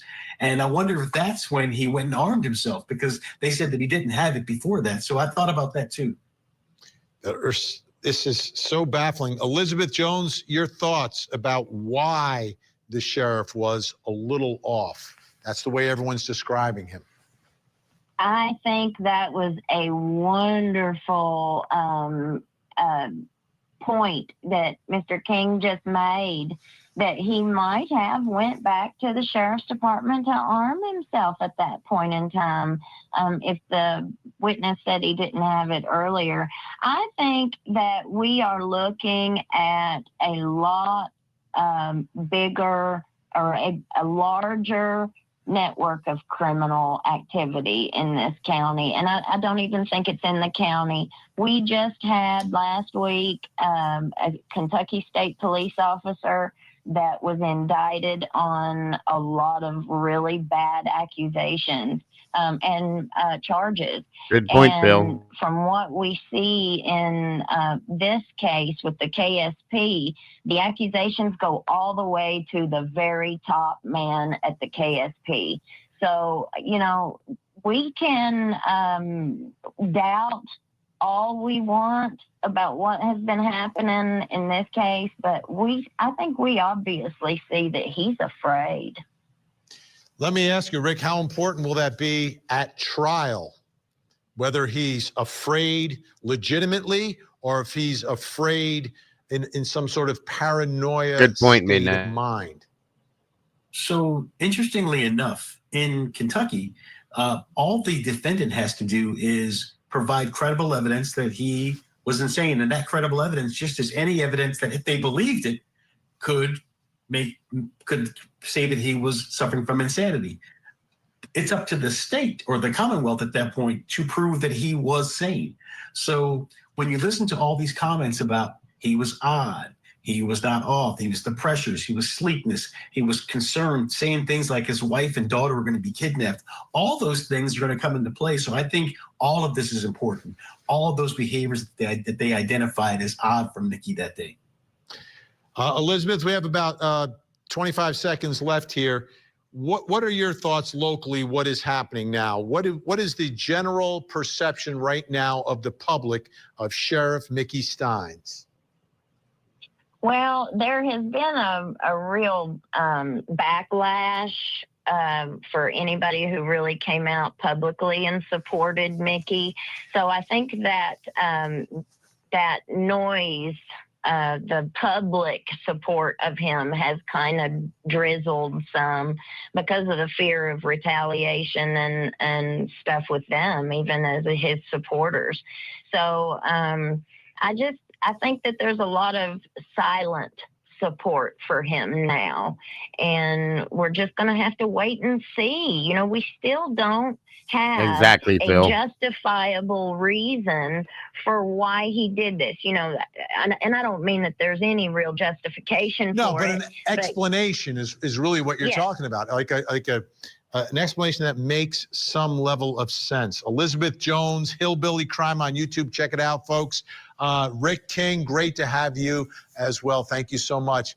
Up next, what is the sheriff's behavior revealing?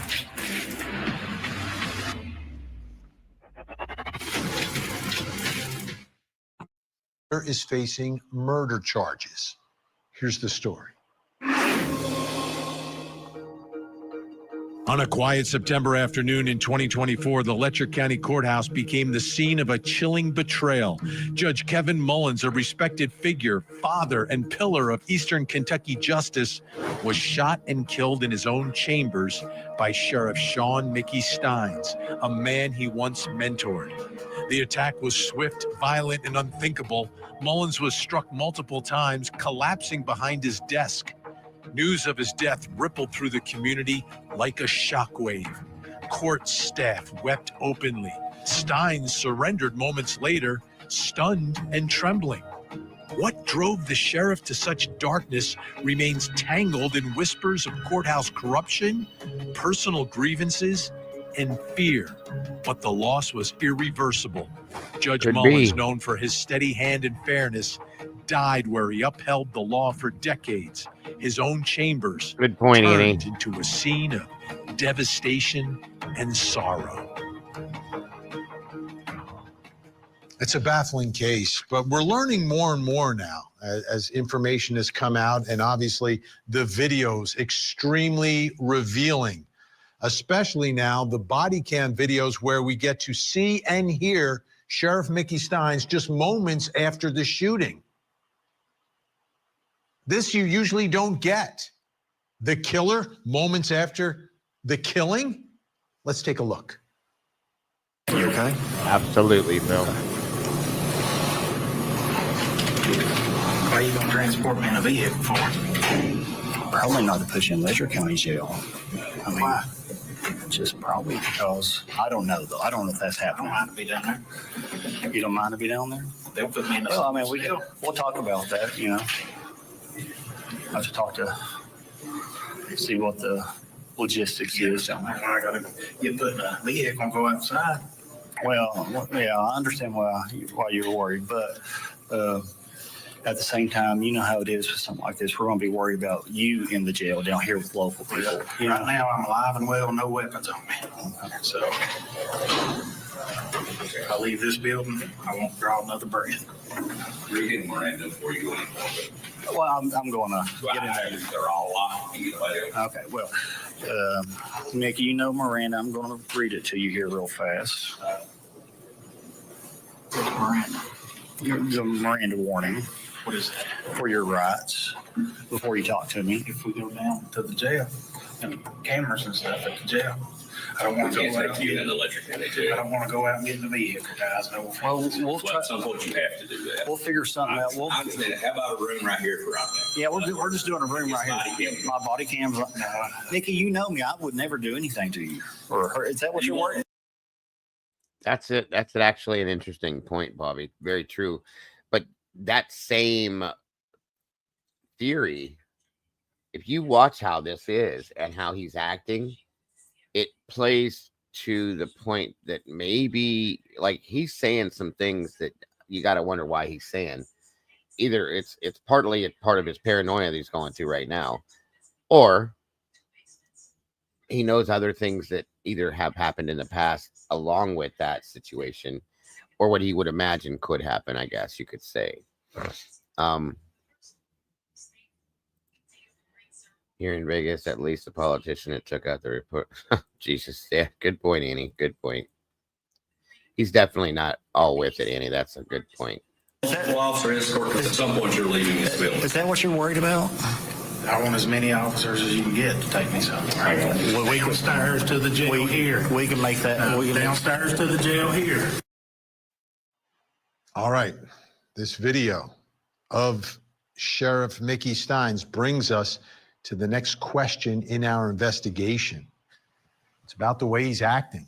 What is the sheriff's behavior revealing in the moments just after the shooting?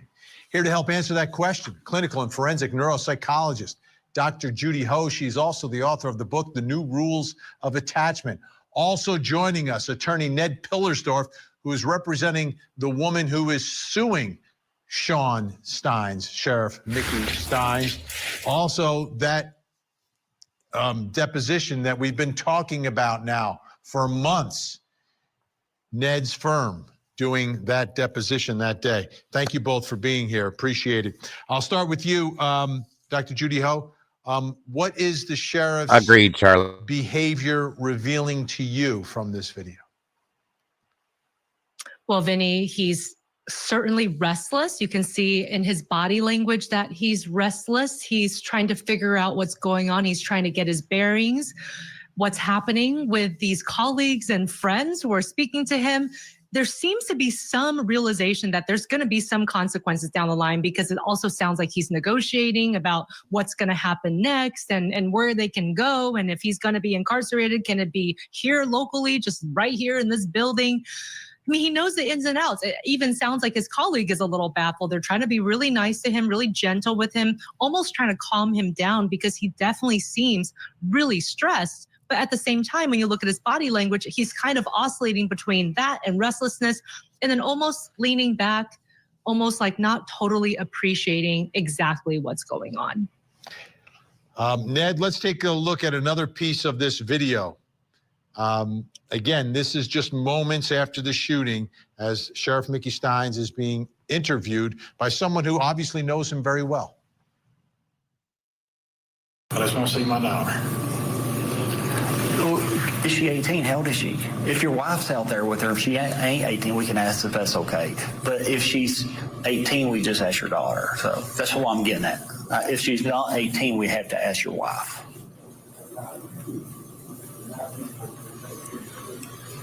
Do you think they're outside? Shauna and Christine said they was on their way. Let me talk to them too. You want to go ask them about it? Yeah. Hit that button right there. Let me go. But this is recorded. His is recorded. Guys, come on now. Be fair to me now. We're not being unfair to you. You in there drinking water? Yeah, now be fair to me, guys. Y'all gonna kill me. Mickey, I'm not gonna kill you. Come on, Mickey, we have never had one bad word to each other. Never. You're gonna kill me. Never in our lives. You know you are. I'll be honest, Mickey. You don't seem like you normally do when I speak to you. I'm in the handcuffs. Well, no, not just that. Not just that. You just want y'all to be fair to me. Yeah, you see, you know I'm going to be fair to you. But you do seem off compared to how you normally interact with me. Like something's going on. Like, has anything else been going on the last few weeks? Do you take like medicine for anything? Or you? any type of illness or anything?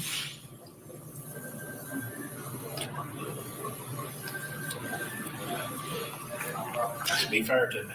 I ain't going to do anything Unfair on me, man, and kill me now. Nobody's going to kill you. We ain't going to let nobody kill you. For court? Yeah. Okay. Let's come over. We had lunch together at street side. Who did? Several people. Who all had lunch?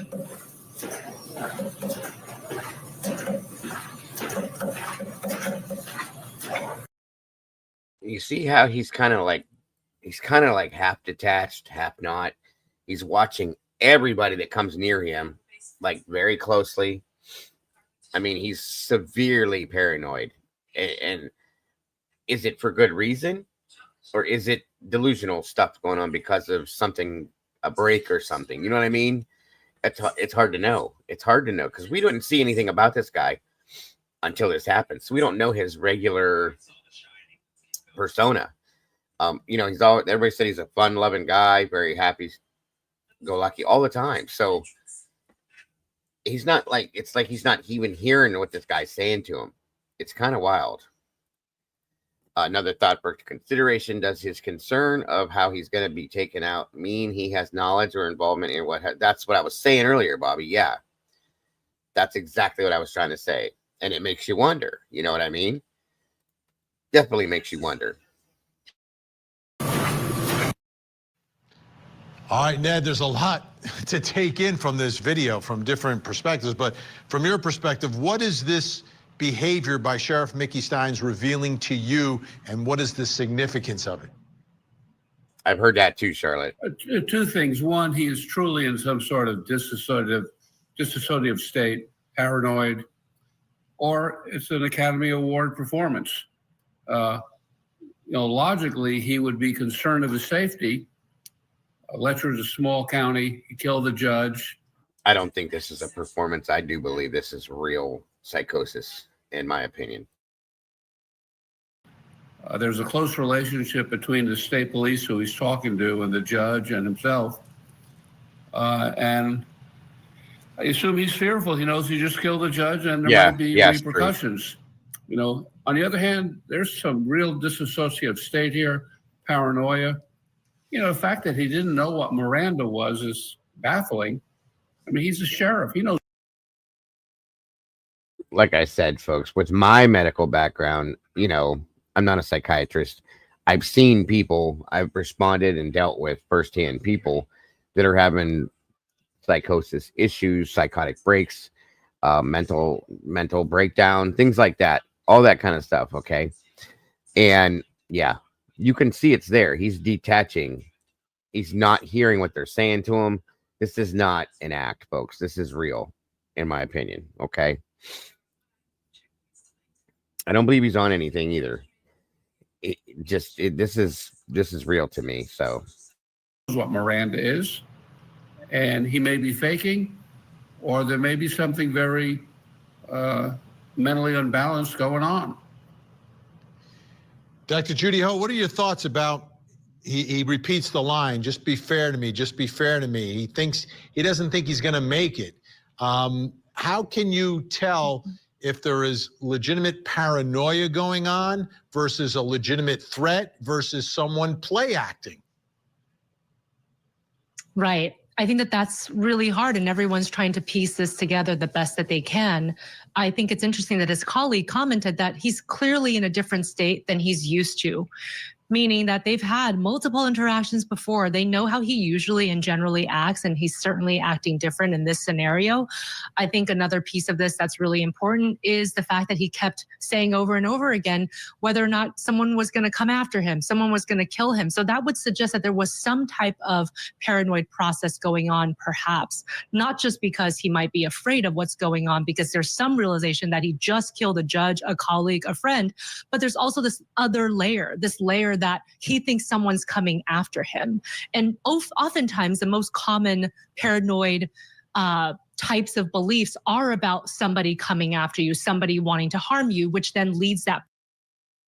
Yeah, he's definitely very irritated and very restless. Okay. He can't sit still. He can't focus. So And that goes along with psychosis. That's very true.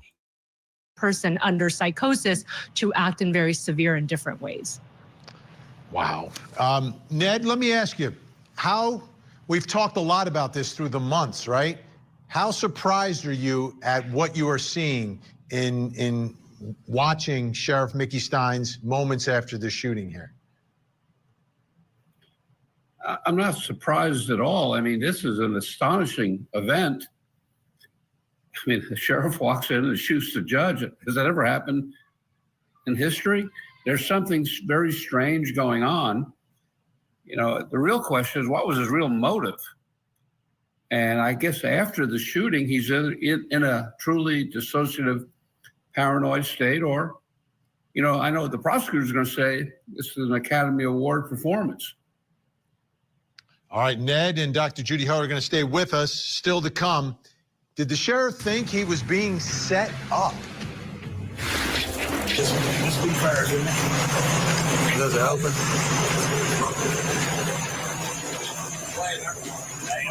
Come on. Matriarch of the Adelson family gets arrested. Just a yes or no.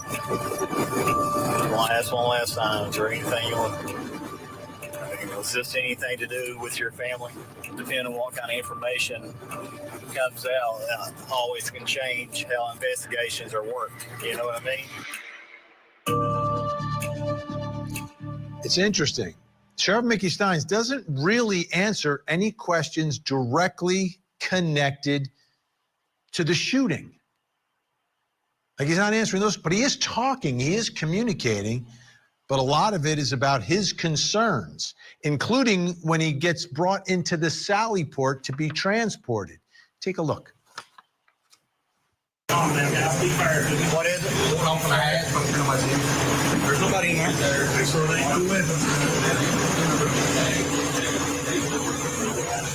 Come on, Nick. Come on, come on. Here, I'll be here. Come on, now, guys.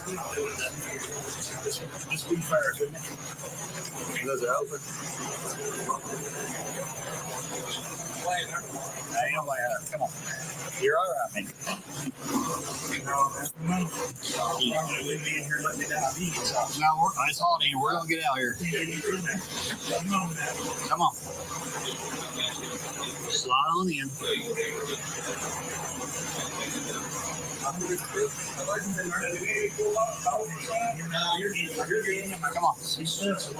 Come on, you can do it.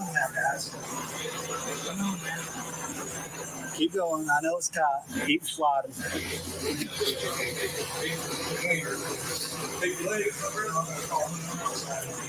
No, come on, get in there. We're getting out here. We're all getting. Yeah, this is probably one of the saddest things I've ever seen, to watch a human being break down like this. I mean, I'm sure there's reasons that may come out down the road, but this is really sad, folks. Relief. Slide sideways if you have to. Come on now. There you go. Put in. We're being good to you, bro. Come on now, guys. Please don't do this to me. You want to say anything else or anything? If so, we'll go in there and sit down. If not, that's okay. If you want to talk to him, we got a room for you to go in if you want to talk to him. Yeah.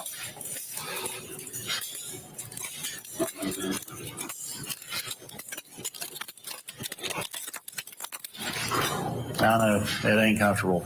I just don't want nobody to hurt. Nobody's going to hurt you. Did you see how he made them open the doors and he's looking in? He's like afraid to get into the vehicle to be transported. Brings us to the next question in our investigation tonight. See, that's what I was saying. Bobby just kind of referenced as well, Tandy, and it sure as hell does make you wonder if something in the past happened that he knows about or has maybe been part of or seen before that would make him that paranoid about the way he was with that. That's a huge point to me. And a good eye, Tandy, truly good eye. I mean, that's something that I've been thinking about that ever since I saw that Sally Port video the first time. Very wild. Did the sheriff think he was being set up? Did he think he was going to get inside that car and that was going to be it? Helping us with our investigation, Dr. Judy Ho and attorney Ned Pillersdorf. Okay. Let me ask you, Ned, do you think he thought like that moment he was going to be taken out? I haven't seen a date on it yet. Keep it real. Believe me, I'm following it, and I will follow the whole trial and stream it beginning to end, because I've been stuck to this case from the first day. I don't think it excuses this behavior though. But when you like that, you think people after you. My dad had a phone at night and he would record and go outside. And yeah, it mental health is real, folks, and it does happen to anybody. But I don't think this was just a mental health emergency. I think this was because of something. Not to mention the 4 to 5 days he didn't sleep, probably wasn't eating right, like the whole thing building up to this. Okay, yeah, there's no date yet that I've seen. That's what I mean, Annie. It's very possible that something like that could have happened, and this is a good old boy type community. Okay, so remember that. Clearly, he's exhibiting paranoid features. You know, paranoia is real. It's a real disease where you have irrational beliefs. You know, but what's stunning, one would assume the sheriff who's been in the criminal justice system, the first words out of his mouth is, I don't want to talk to you guys. I want to talk to a lawyer. So this is all just baffling.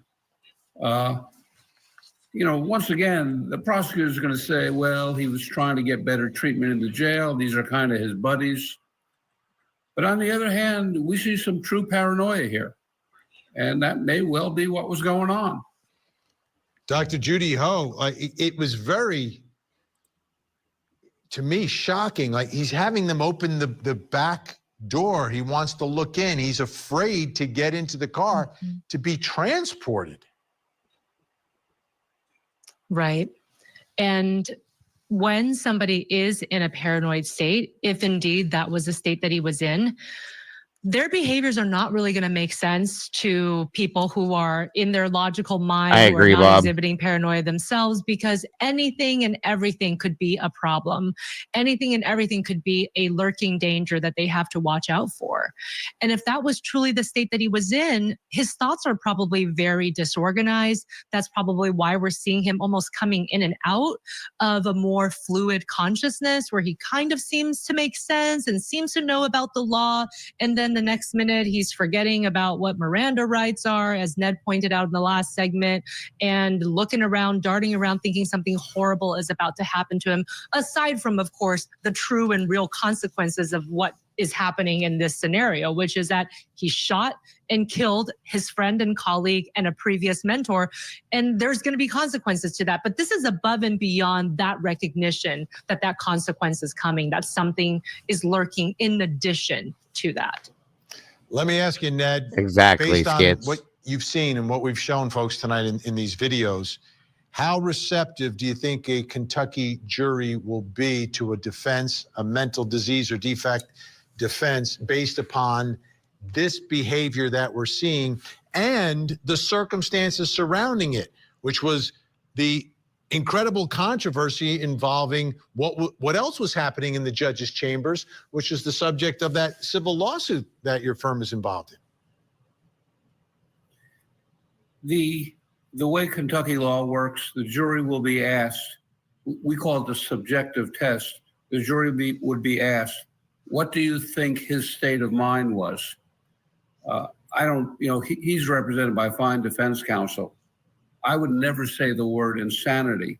I think the eventual defense in this case will be some sort of justification that Judge Mullins was engaged in some behavior that, frankly, he couldn't get around. He was appalled. But there also is, as we've talked about tonight, after the event, he lapsed into some sort of paranoid state, or perhaps he was acting, we don't know. So that's where I kind of see this trial going.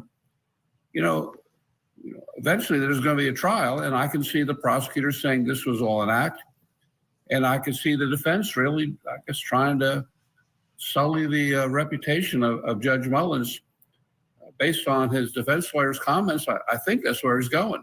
Yeah, I agree. Dr. Judy Ho, have you ever seen instances where someone suffers from some level of paranoia, but it's ground in a real situation, but maybe the level of danger or peril is exaggerated and sort of snowballs on the subject?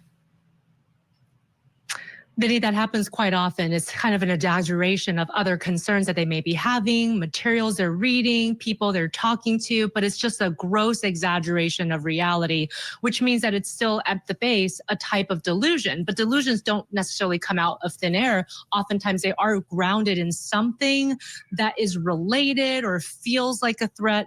That certainly can be possible. I think that there's maybe some room here to say, well, if he was in that kind of state, then what does this mean if he is going to be found to be guilty? Does that mean he receives treatment? Does that mean some other road? But I also see some semblances, at least in these videos, that he may have known right from wrong. And I know that that is a big part of this insanity plea, is that you literally are so paranoid and so out of touch with reality, you might not even know right from wrong. But I feel like in these clips you've showed us, Vinny, there's actually some hints that he knew what he did was wrong, that he knew he was going to pay some kind of consequence for his actions. We are out of time. Dr. Judy Ho, Ned Pillersdorf, great to have you on the program. We'll see you again really, really soon. This case is not a whodunit. We have crystal clear video of the shooting. It is the sheriff shooting the judge. But the video has no audio. And in this case, that may be the most important piece of evidence, as it may reveal why the sheriff shot the judge. But because it doesn't exist, the jury will have to pay close attention to what the sheriff said afterwards to answer their questions. We'll keep digging for answers, though, as the investigation continues. Yeah, right, Bill. That was definitely a wild, he said, "What's Miranda? Who's that?" And he definitely was not with it. He was definitely out of it. Okay. Very, very interesting, to say the least. So it is 1:19 a.m. for me, guys. I think that's going to do it. We will pick this back up very soon and to delve more into this. I appreciate you guys joining us tonight for this. I want to thank Renee again for jumping up here and being brave enough to tell her story to us. God bless, Renee. We're all with you in spirit, and we got your back for sure. Okay. Phil, thank you so much for your generous donation of the memberships. That was so amazing. God bless. Appreciate you so very much.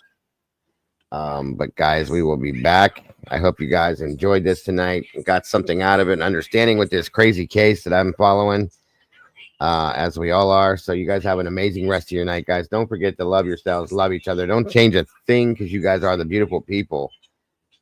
And I will see you guys very soon. Have a great one, folks. Good night. God bless, and see you soon. Bye-bye.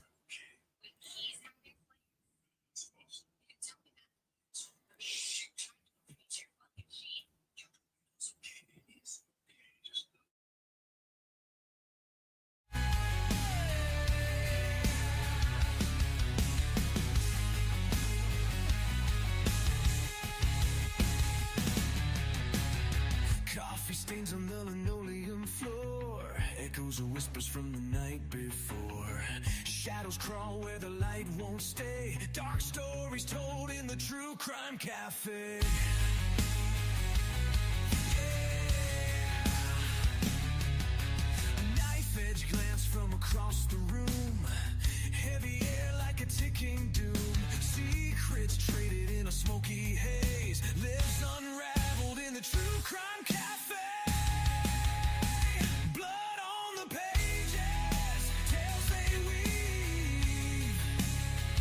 Behind the counter, what to believe.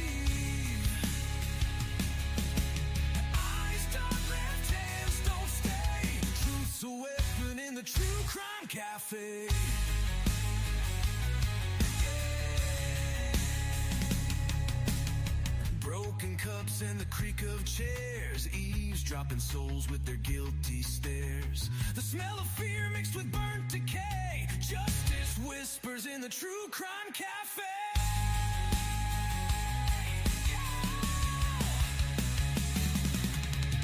Heavy bass line thumping through the night, drumbeat mirrors the pulse of fright. No escape from the games they play. You're a prisoner in the true crime cafe.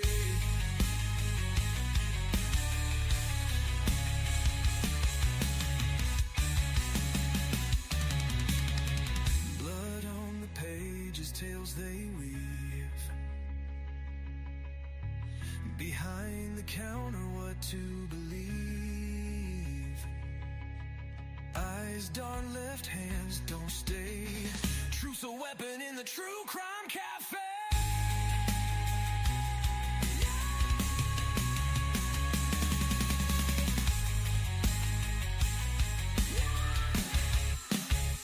Cafe.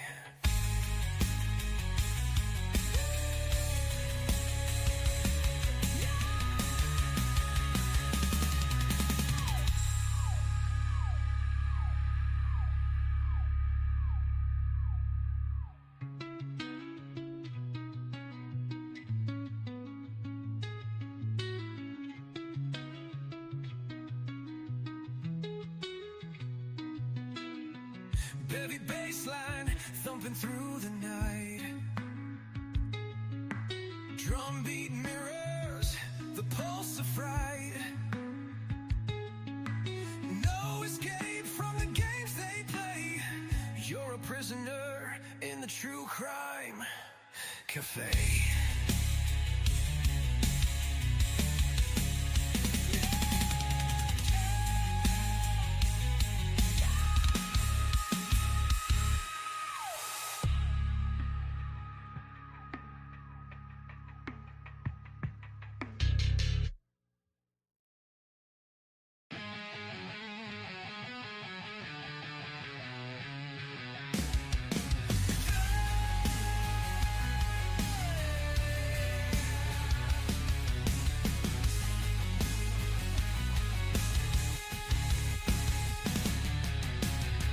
Coffee stains on the linoleum floor, echoes of whispers from the night before. Shadows crawl where the light won't stay, dark stories told in the true crime cafe.